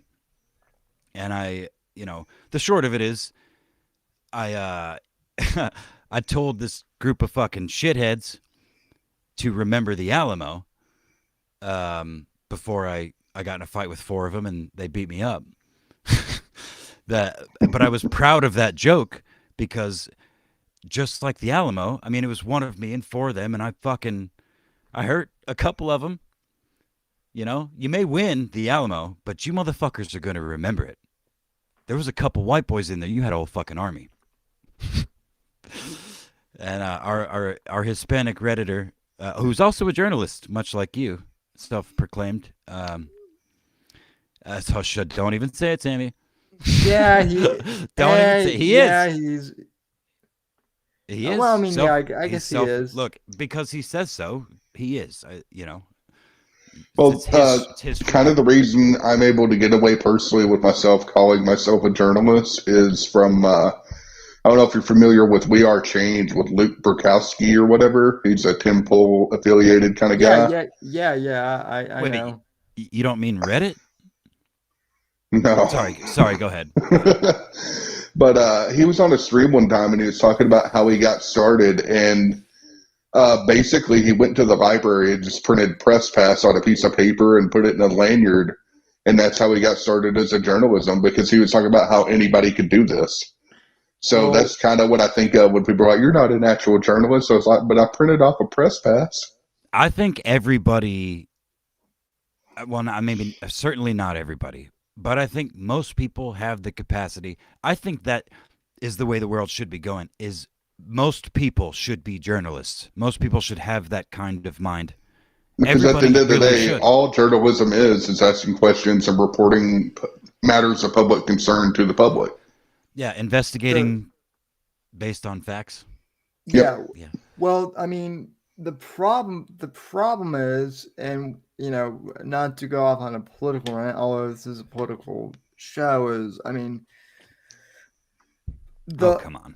The whole, well, go ahead. No, sorry. Go ahead. Go.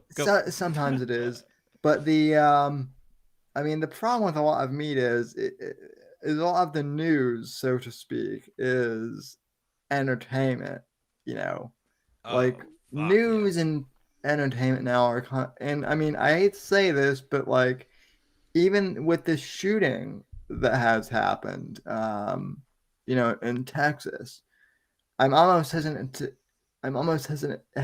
really cover it, because already we're seeing the exact same things that happen every time a shooting happens.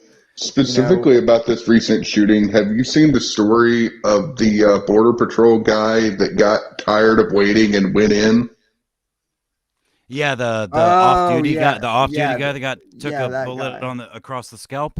Yeah. Yeah, that dude is like a fucking hero. He's the one that killed the shooter, or did it? Yeah, I think. Yeah.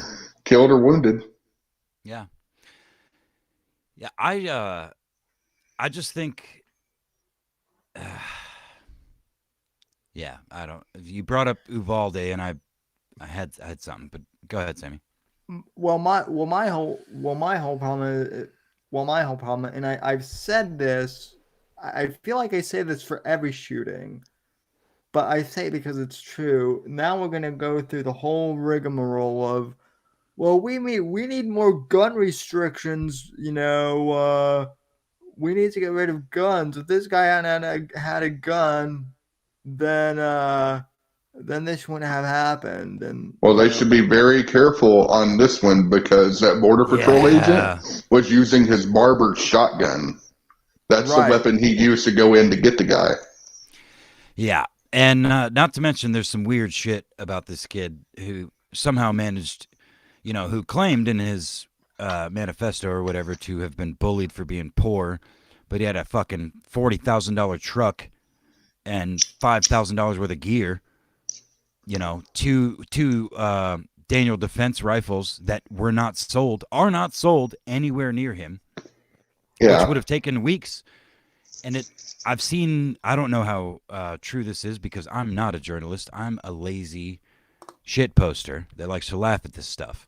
But I saw a lot of postings, specifically on Twitter, about the two most recent shooters being in the same Discord. The furry kid, and then this most recent one. You talking about the Buffalo shooter? Yes. Yeah, the Buffalo shooter, they're investigating. There was an actual retired Fed in that Discord. Mm-hmm. Yep. Yeah, and it's from what I've seen, it appears that this new guy was also in that Discord. Perhaps. Oh, imagine that. Well, Could yeah. you imagine? That's another reason why I'm not touching it, and I think it's probably why Sam's not touching it too. Is because at this point I'm just waiting to feel it out because I don't know. I don't want to end up in an Alex Jones situation where I'm getting sued for jumping the gun. Exactly, and exactly. I mean, Genius, you just basically read my mind. Apex and I were just. I don't know if it was you I was talking about this with Apex, but I was talking with someone and we were talking how everyone wants to sensationalize all these shootings that happen in Buffalo and this one, but no one wants to talk about Vegas to this day. That fell off the face of the earth within 24 hours. No, I mean legitimately within a week. For real, from the time the largest mass shooting in the U.S.'s history, right? I believe so. I believe so too. Also, just literally. In one of the most surveilled cities in the country too. Yeah, it happened at a fucking casino. This nigga pulled off an 800-pound storm window from a casino. On the whatever floor, way up in the goddamn air. And to this day, there's never been a manifesto or a motive release at all. I was reading an article on the this past anniversary where they're the headline was still no motive for the Las Vegas shooting. I'm like, bullshit. Yeah, I'm of the mind it was some arms deal gone wrong. Or something. I've heard that theory. That kind of seems like it holds water. There's also the whole it was a Fed thing that holds water.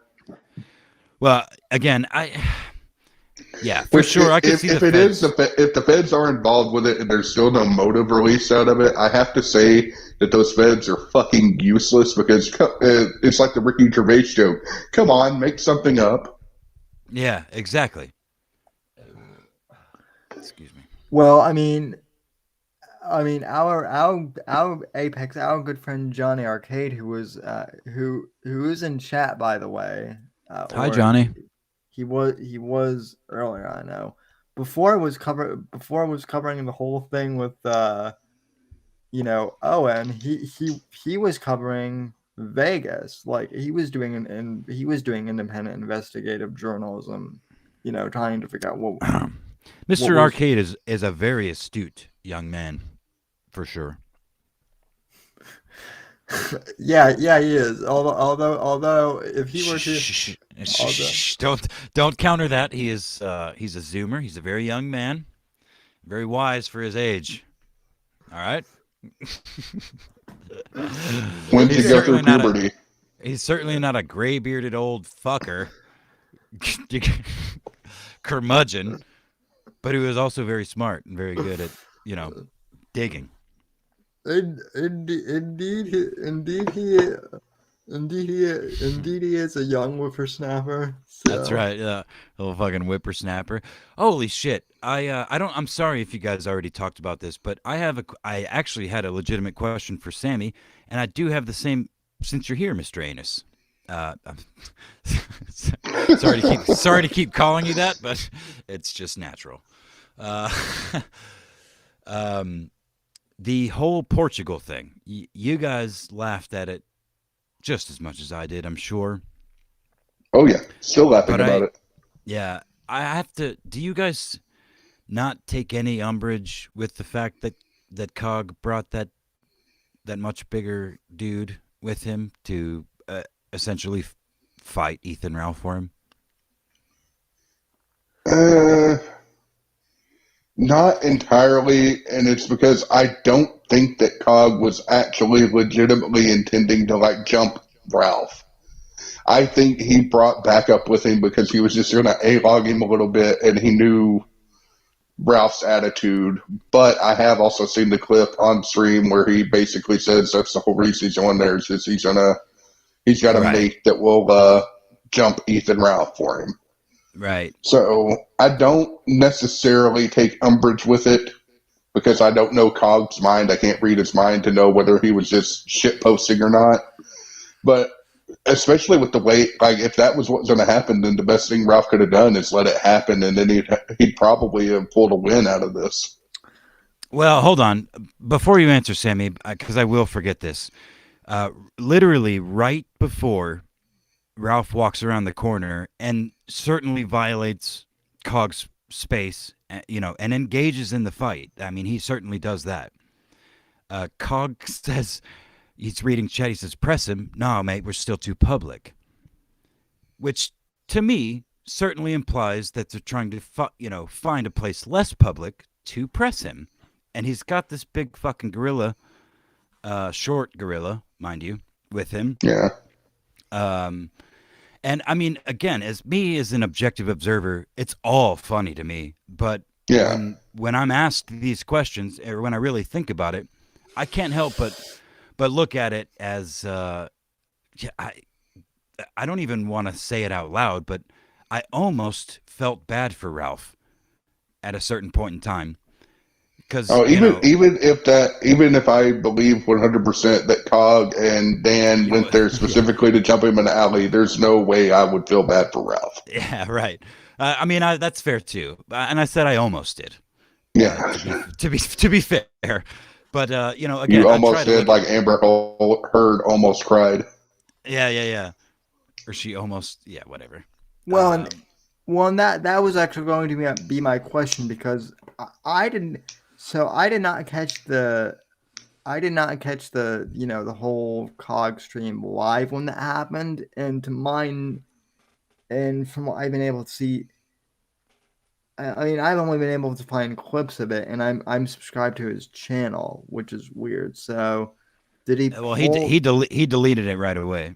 Okay, and then because I've only seen like some clips of it, I guess. But so like what?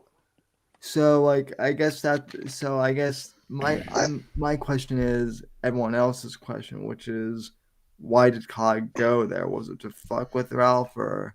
Yeah. And that's kind of the thing too, and I can kind of unpack this a little bit more as far as my thinking. I do not believe in thought crime.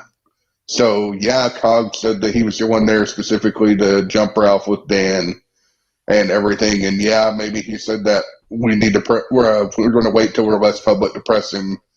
But again, with objective reality on how it's told, I can't judge Cog for something that clearly didn't happen. So again, maybe if Ralph hadn't have instigated the fight and became the aggressor, and they did kind of wait for like a side alley or something and then jump Ralph, then I would be 100% opposite for sure.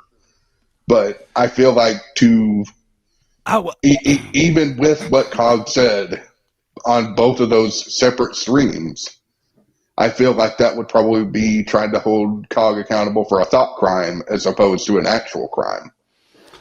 Okay, well, I mean, it seems like you're trying to.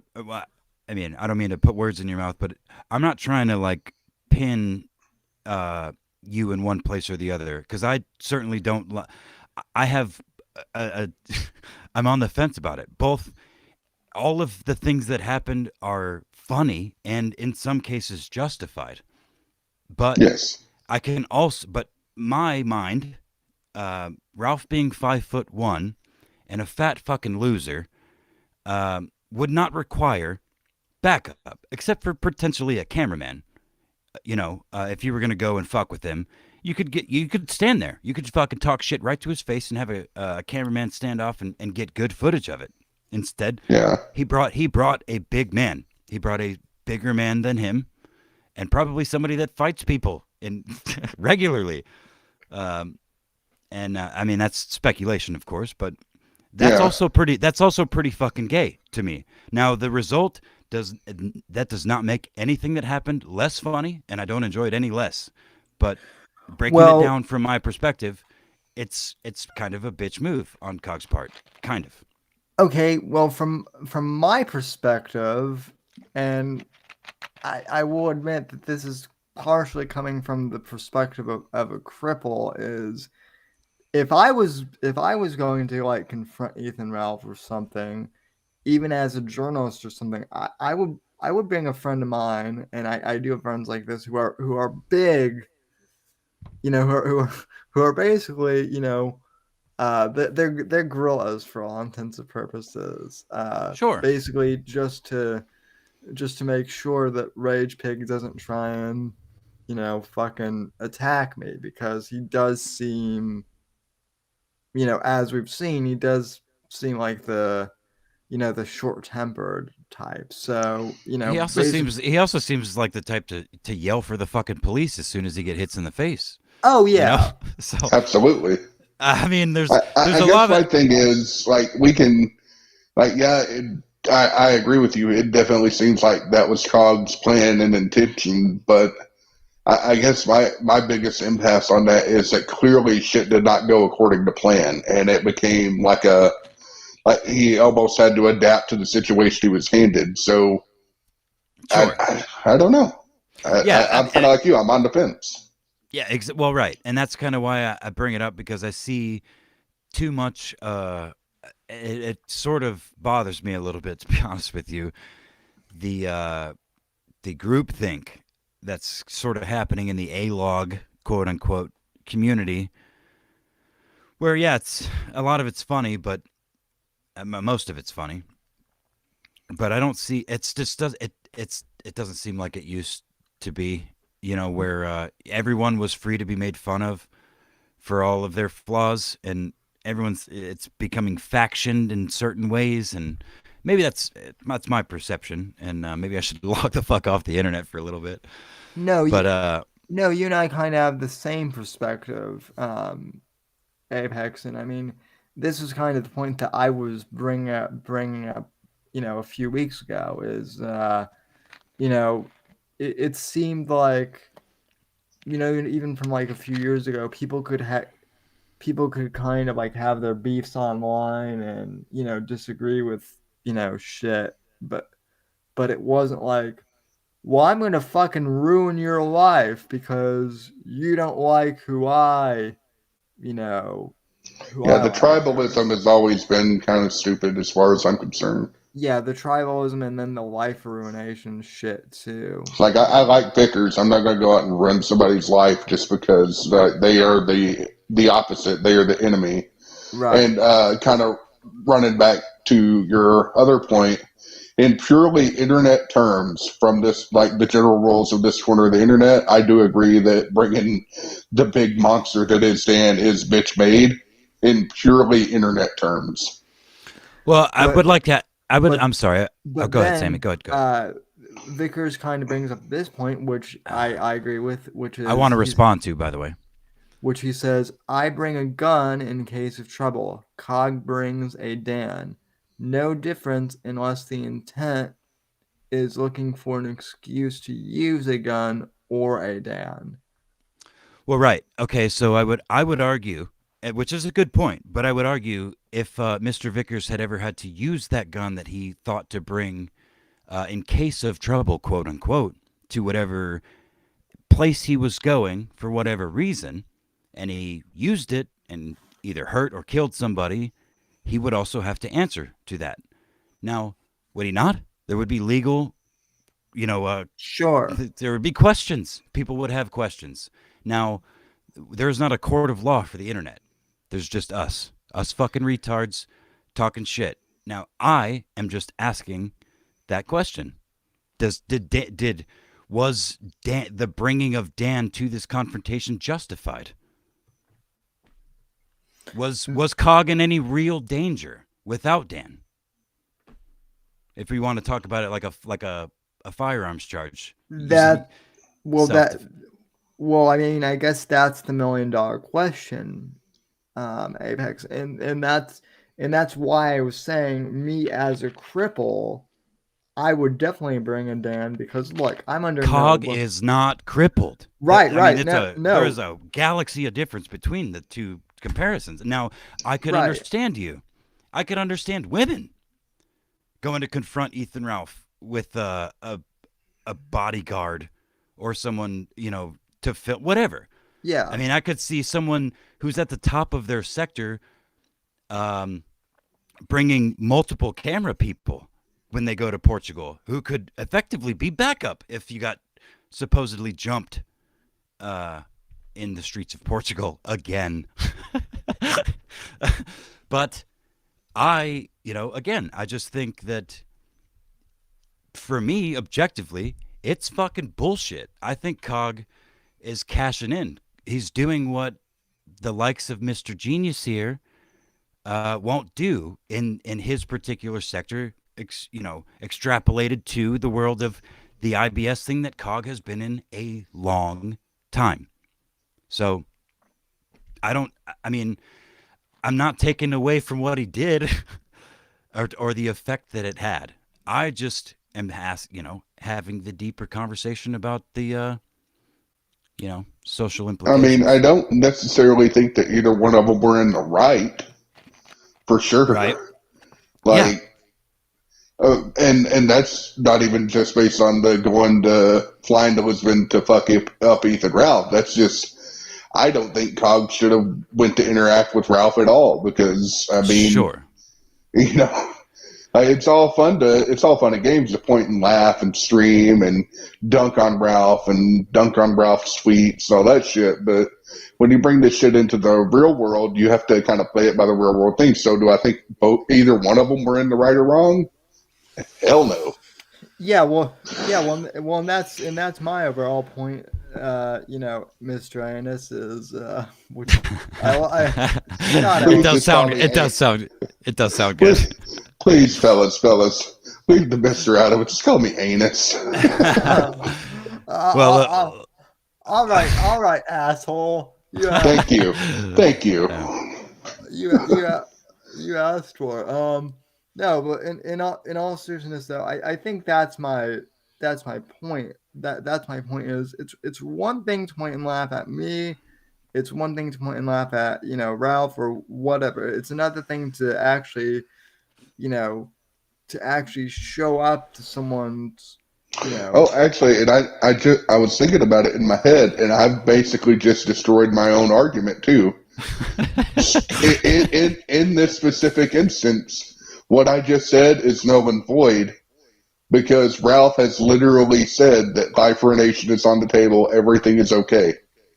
So if I'm a believer in treat others the way you want to be treated and, go drill and shit like that. But Ralph has literally asked for this. So that adds another level into it for me as well to consider. Ralph has said this shit's okay. Well, I mean, that is fair, but I'm also of the mind is to not let fucking fat retards on the internet dictate my morals for me and tell me what's okay. And I completely agree with that too. And making fun of them, So I still have my own standards, and Ralph can say whatever the fuck he wants, and everybody else can do whatever they want. I'll probably laugh at that too. Yeah. But yeah. I mean, if we're real talk, just on a genuine, all internet shit aside, what Cog did was stupid, probably highly illegal. What Ralph did was stupid and almost definitely illegal. And if you break it down to just very, very basic fact sets, yes. But I'm also trying to cover this within the realm of what we're talking about, which is this corner of the internet and the personalities that reside in it. So, sure. Yeah. And I, again, am just doing what I try to do and just derail the fuck out of, the things that are going on. I mean, you're doing a good job because it's been a very intellectually stimulating conversation that's made me have to really kind of think about my views on it. So you've succeeded. Well, good. I mean, and again, everyone deserves their own position. The quote unquote, as the retard leftists call it, their own truth sort of thing. I don't go that far, but everyone certainly has their own perspective, and I'm certainly not smart enough to tell anybody what they should think. All I can do is try my best to articulate what I think, and and at best hope it does something like that. Maybe it's in the negative, maybe it's in the positive, maybe it's somewhere in between, but just think differently than however you had previously. And and I don't do a very good job most of the time because I'm usually drunk, but I'm trying. I mean, and that nothing else, I think the lesson to be learned from this entire situation is don't bring a purse to a fist fight. Yeah. No, I'm proud of Ralph for getting his purse out this time. Honestly, I'm so proud of him for getting that literal woman's purse out of this altercation. He clung to that. Every bit of footage I saw with that purse, he had a death grip on that fucking thing. What I want to know is, since I wasn't able to actually see the footages, how fucked up did his face get this time? Well, that's one of the other things that actually struck me is like there was like several little scuffles, and Cog doesn't do a super great job of camera work because there's a bunch of shit going on. I can forgive him for that for sure. But the first time it seems like Ralph just gets kind of spun around and put on his ass, and then he stands back up, and the most famous footage is he gets put down on his back/hip, and he's like grounded pound, like his head's bouncing off the fucking street, the not paved, the cobblestone streets of Portugal, Lisbon. And within like 4 or 5 punches or so, he has got a big old fucking like ruby spot on his cheek, and he's like bleeding from a couple of places. They didn't even look like that hard of punches, to be honest with you, which tells me that is not pigskin. So we may need to reevaluate that too. He may not actually be a pig. They didn't look like hard punches, but they definitely sounded like hard punches, because if you really listen to it, you can hear that. Fucking thwack, thwack. Yeah, fucking thwack, thwack. Yeah, Batman sound effects. Well, the other thing too, that like the NIL, I can't speak today. The NIL. Come on, Andy. Today. I'm just kidding. Sorry. Now listen. Don't Kenny Jones. No, listen, folks. It's about the principles of the matter. I'm a reptile specialist. It's about the principles of the matter. The snake really eats its own tail if you had the principles of the matter. Genius, I was the Discord therapist of the Zero Tact server for its short life. There towards the end. I don't know if you remember that or if you were there for that, but there was a lot of big names in there, including Kenny Jones. I talked to him a few times. He's Kenny Jones is a really big name. He was actually my first bit of journalism in this sector when I investigated him and Margaret. Yeah, what's funny is he would come into almost every VC. Mm-hmm. And given a chance to talk, he would bring Margaret up every single fucking time. That's how I found him. Time. Yeah, that's how I found him. What a goofball! What a goofball! And believe me, I have had I think I probably still to this day, and me and Vickers have talked consistently since initial contact. I think I still today have more message logs with Kenny Jones than I do with Vickers, and that's sad. Kenny's a good boy. He's just a little. He's misunderstood. He's misunderstood, really. He's a little slow, and listen, I can say that. He's a scientist. Please, somebody clip that for me. Sam Whitfield going, he's a little slow. Hell yeah, dude. Clip that and send it to me, and I'll find out what Kenny Jones' Twitter handle is these days and send it to him every day. He's probably still on Discord somewhere. Yeah, I ran across him in Falco's server. He jumped into the VC one night and was talking to me, catching up. Oh, hell yeah. So a mental cripple versus a physical cripple blood sports match? Hell yeah. I'd watch it. It would take 6.5 fucking hours, but we could probably do it. Yeah, all you got to do if you really want the IBS match with Kenny is just say that Margaret was always right and that he's just a stalker and a serial killer. Yep. That's literally all you would have to say, which again would probably take about 35 minutes for Sammy to get out. Probably. That was a trip. Like, I don't know if either of y'all have read the article I wrote on Margaret and Kenny. I got into some pretty deep shit with that. Like, when I eventually just cut bait, I ran across some acquaintances of Margaret herself and then one of her close acquaintances that she'd worked with. Hey, Margaret has a long history. She came up with the Killstream name for Ralph.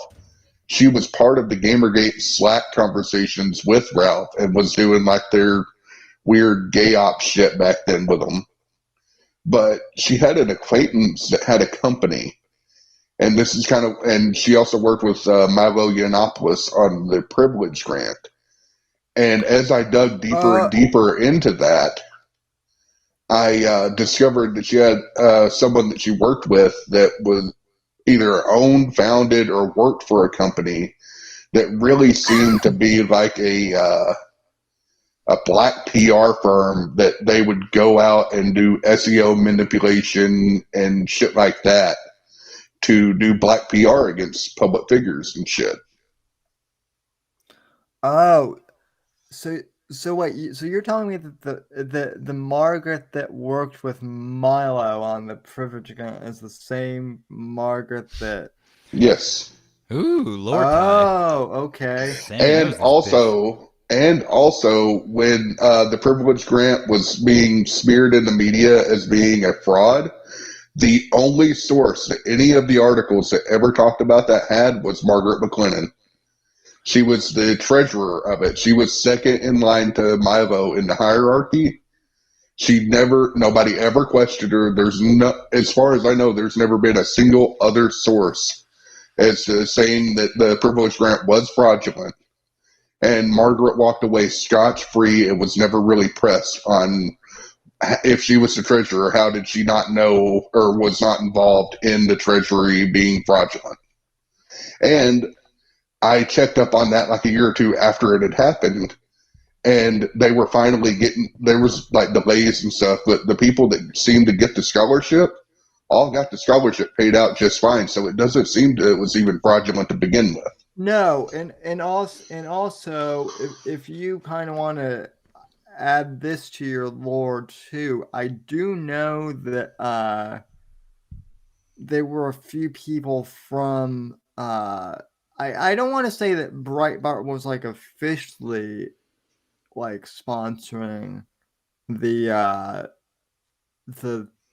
grant as a company, but I do know that there were a couple of journalists that were like that wrote there that, you know, contributed to that like individually. Yeah. For, you know, for the fund. The way it seemed to me, and again, I eventually hit a bunch of brick walls because the deeper and deeper I got into it, the harder it was to get people to talk to me. Like the chick that was associated with Margaret, I never got established communication with. She just completely ghosted and everything. And now her Twitter is still up, her original Twitter, but she's changed her name on it. That company no longer exists. It used to be in her Twitter bio, and now I think she's like setting up floating cities in Dubai where they make like sandbars out in the ocean and then build floating cities on it or whatever. But her last name was like Niedermeyer or something. Uh-huh. And she worked for this company that there was a politball that Margaret did in Canada. and this company was one of the corporate sponsors of it. Her and Margaret had worked together. Margaret herself does SEO work and everything. And it's just, the more I tugged on it, the more I was just like, I'm getting into some fucking pretty deep shit. Well, but and that's why I would say, like, politics and, and politics and this sector, as you want to call it, really are not that far apart, because, like, just a few years ago, I was kind of like in the Turning Point, Young Americans for Liberty sector, and so, like, I knew of Milo a little bit from Gamergate, but also because of the dangerous faggot whore and all that during, which I love that. It's still good, man. That'll still never not. His brand recognition was fucking phenomenal. Oh, it still is, man. Even still, again. I'm gonna take a Vickers break. Yes, it's catching on. I love it. Yeah, no, I mean, I know. I mean, the thing about Milo is, like, I actually was a legit fan back in the day, because, like, I knew what he was doing was 90% of, like, a troll, right? But but I mean, he was a troll, but he also was a legit journalist, as far as, like, his Ghostbusters review was probably the most on point review I'd ever read of that movie. Easily. But that's also what got him kicked off Twitter and whatnot. Yeah.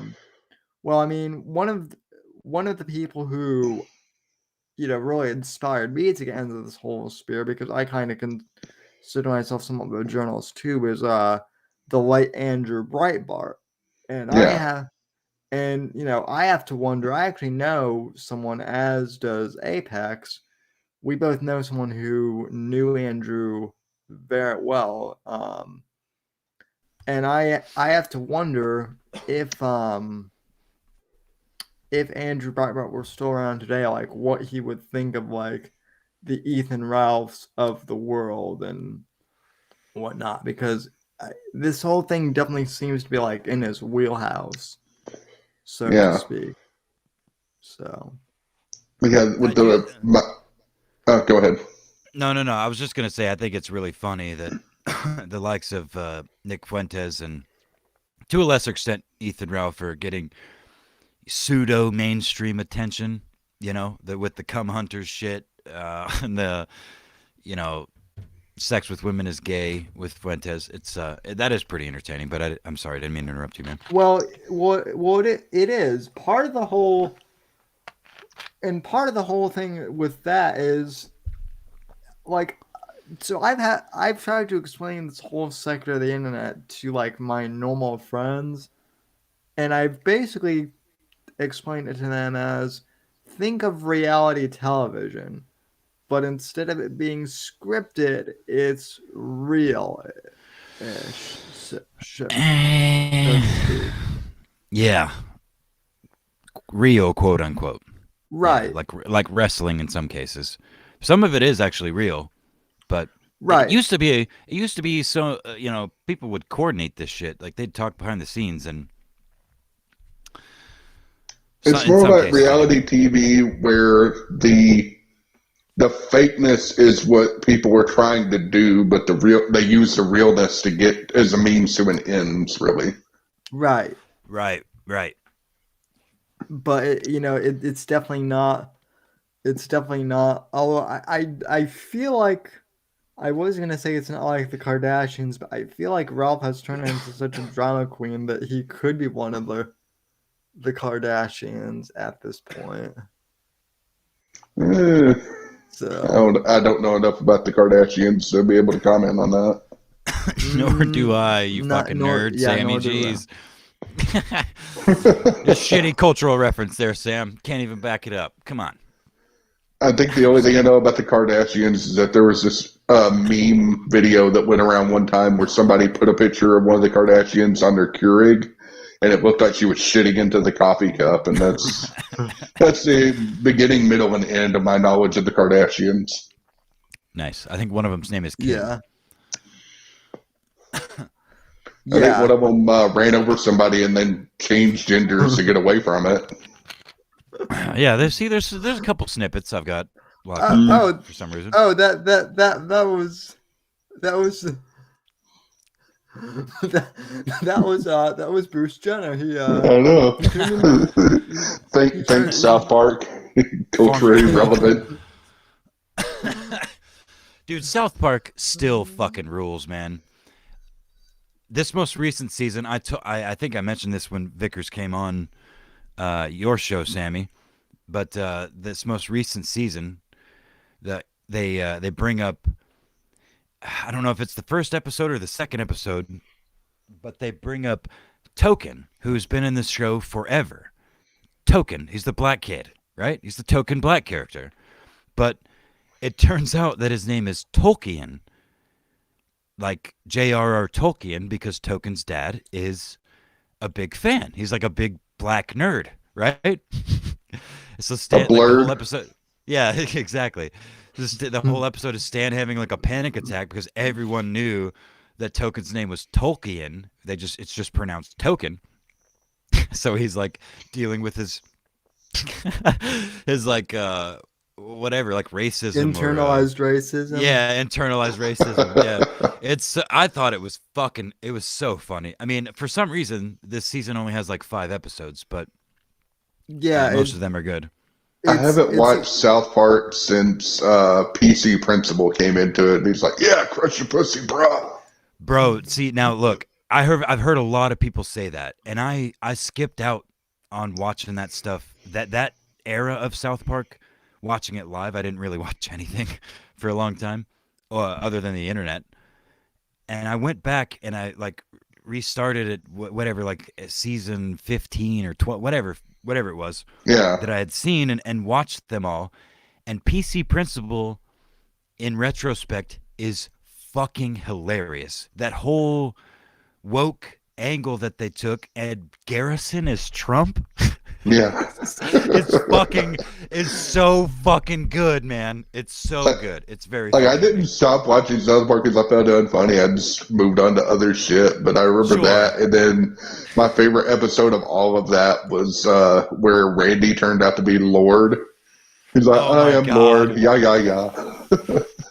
Yeah. That was that's around when I stopped watching it live, and that is, dude.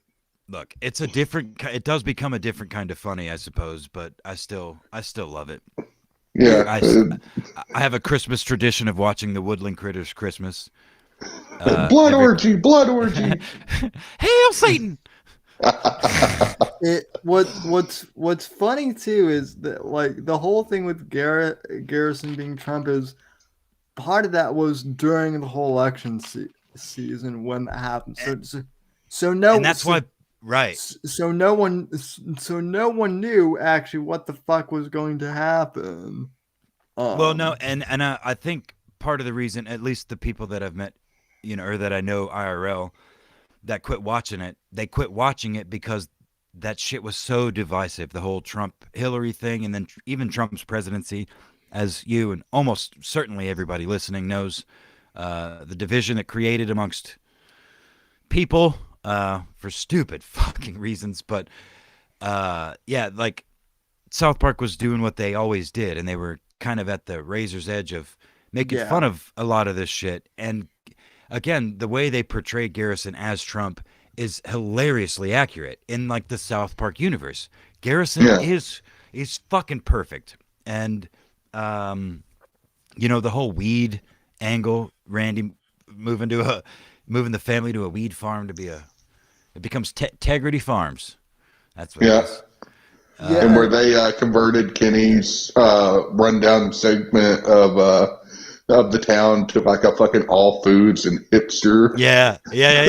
Well, and then the fact they also, I don't know if any of you guys have seen the COVID-19 special, but I have not either. Oh, okay. Because it's like only on Paramount Plus, right? Yeah. Well, it's also on South Park Studios. Oh, okay, So which is free and I always I has been. I don't want to.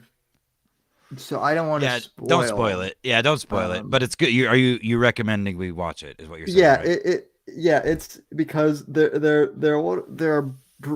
Let me put it this way: there are breadcrumbs that they set up like in the thing with the weed farm that pay off. Oh, okay, In okay. that I love that shit, dude. special. That's all South I'll Park say. actually does a really good job of keeping their canon straight. Yeah, I mean, they made a For fucking video game based on a town that like didn't exist and made sense out of it, or made a couple yep. video games, I guess. And if you watch the dev diaries of them coming up with like what that video game was the first time they actually had to map out the whole town and Right? how it Yeah. all connects together. That was fucking interesting as shit. How they Exactly.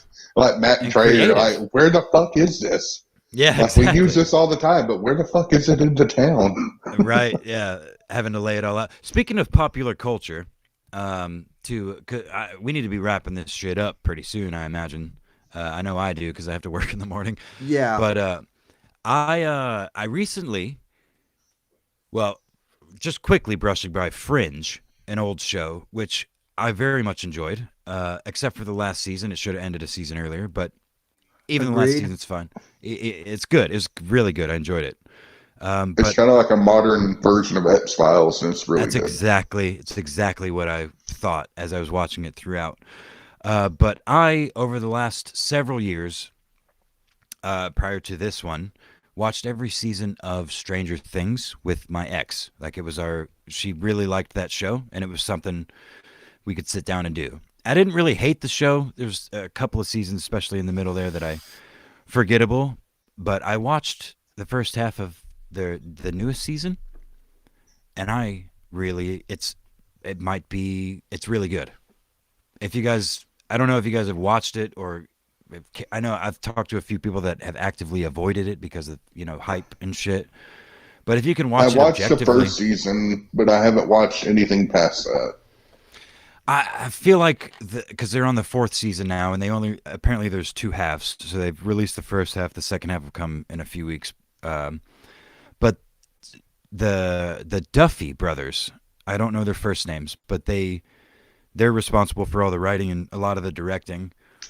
And I know for sure the third season was like, God damn it, dude, what the fuck is this show anymore? I haven't Yeah, rewatched it, but when I watched it the first time through, I was like, God damn, like I remember falling asleep through a lot of it, and getting yelled at. but this season the way they bring it all back around, the kids are a lot older, but it's good. I liked it. Sammy, have you watched it yet, or do you even care to watch it? I've I watched the first season and part of season two. Season three I heard was a complete mess, so I just avoided it I think you entirely. could. I think you could skip it. Actually, honestly, you could Yeah, watch season one, and then watch season four. You could probably do that. You're gonna miss a handful of things, but if you can stomach it, it's something to fucking watch. If you well, you know, I've watched season two as well. So yeah. Well, yeah. Honestly, it does kind of feel like in this one the- obviously, clearly the shit is all happening linearly. So season three has happened, but it doesn't seem like they call back to very much of it. There's like the Demigorgon callback and just like the upside.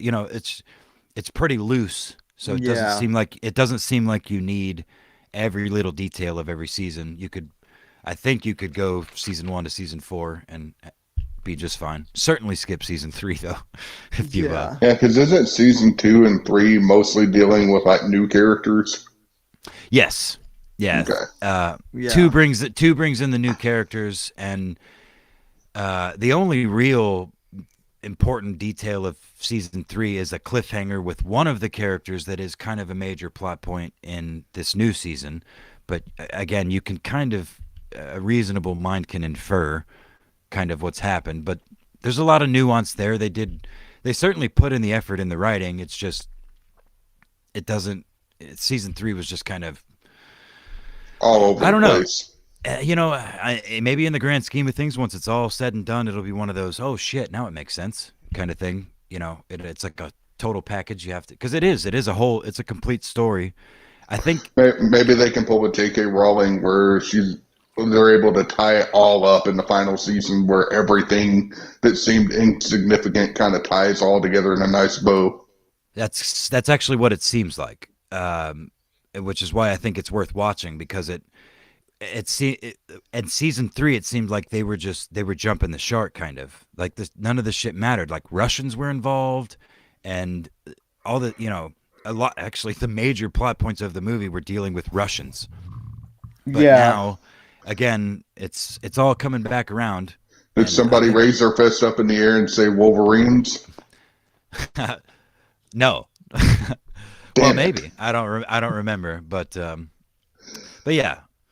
Anyway, I just wanted to mention that because I was surprised. I watched it out of habit. I saw it pop up on my fucking Netflix timeline that's not mine. The last Netflix show I watched was Squid Games, and I binged that shit in like one night. I just finished binge watching the Jack Reacher series on Amazon Prime. That's on my list. I need to watch. Apparently, it's really, really good. Yeah, it's really good. It's better than the Tom Cruise movie. That's what I've been hearing. And then there's another series on Amazon coming out called The Terminalist, which is based off of a series of novels that I'm a big fan of. So right now, I'm waiting for the new season of The Boys to come out so that I can binge watch through seasons 1 and 2 again, plus that diabolical cartoon, and then go immediately into season 3 fresh because The Boys are fucking awesome. Yeah. Although the show is way different than the graphic novel, and they always are. But not in a Walking Dead way. They did a really good job of adapting source material to it. Well, yeah, but then there are other aspects of the graphic novel that they couldn't adapt, and rightly so. My biggest complaint in season 1 was just that terror wasn't in it. Like that was the only thing I could really truly complain about that they fucked up from the graphic novel was that it took so long to get terror into the picture. Yeah, and even when he does show up, he doesn't play an integral part like he does in the. And you need to do better, Senator. You deserve better. In the graphic novel. Yeah. So. Which I love anything Garth Ennis. Like one of my favorite Garth Ennis books is a series called Cross. And if you've never heard of it, just type into Google. You'll probably have to take moderate safe search off because it is Garth Ennis. Cross covers.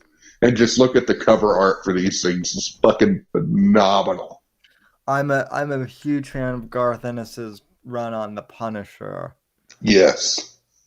So, but anyway, well, all this nerd talk must be boring. Poor Apex today. Oh no, I'm still here. So. I just don't, I don't read or really watch anything.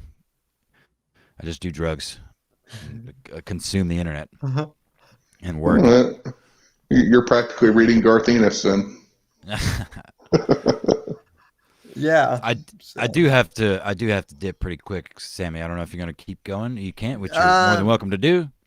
But. No, I mean I think we've pretty much covered everything as far as main topics I want to cover. Other than that, I did see that you're on Twitter, Genius. But do you have like a blog or any website where you post in here? Yeah, you got any plugs, man? Journalism? I really don't have anything to plug at the moment. In the future, I might. I've got a defunct blog where I post a Kenny Jones article, and I guess I could tweet that out again. But I'm not really working on anything actively that's going to come out anytime soon. All right. Well, if you ever do, feel free to come back, and we'd love to promote something for you. So. Oh, yeah, I'm game to come back just whenever you want me to. I love this shit. Yeah, Hell yeah, man. anytime, man. So, well, thanks for coming on, and folks, you can find GeniusAnus on Twitter at GeniusAnus. Is it So. Genius underscore Anus, or is it all one word? I believe it's You don't know, Genius, and then dude, I set this up a long time ago. I'm just kidding. I'm sorry. But if you search GeniusAnus or the hashtag Guntgate, you'll find me. And real quick before we go, I believe that we got another. I believe that we got another super chat. So we got the one. We got the one earlier from Mr. Vickers, but I do want to make sure that we get all of them. So. Yeah, because I'm a man of my word. If it's over $5, I have to read it. And knowing Vickers, since he is my employer, according to the he is paying you. What does that mean? What does that translate to? By the way, Akaba has my Twitter tag in chat. It's one word, GeniusAnus. Nice. I knew Akaba was useful for something. Well, Akaba's a good boy. Akaba's a good boy. I invited him on to do a stream in the future, and he was like, "Wait, why do you want me on?" Which looks like you got a Wings of Redemption in chat. We can holler all night, Akaba. All right. Well, I would like to thank you, Genius, for coming on the show. I do appreciate it. It was actually I'm sorry I wasn't here for the whole thing, but I enjoyed the conversation that I was able to have with you, and I do look forward to potentially doing it again. And Sammy, as always, you crippled bastard, I love you. You handsome bitch. Thank you again for having me. As always, get your finger out of your nose, boy. Alrighty. Glad to have you on, and we don't have any other super chats except for Mr. Vickers. We do have a few more subscribers though, so thank you to everyone who subscribed, and thanks for tuning in, everyone, and we'll see you on the next show next week. So take care and have a good evening, everyone. Later. Peace. Thanks for listening to The Whitfield Report on the NGC Network. Please visit Sam's website at www.thesamwhitfield.com and support Sam on Patreon at patreon.com/Whitfield Report. Until next time, God bless, God save this great nation, and God, freedom, legacy, in that order.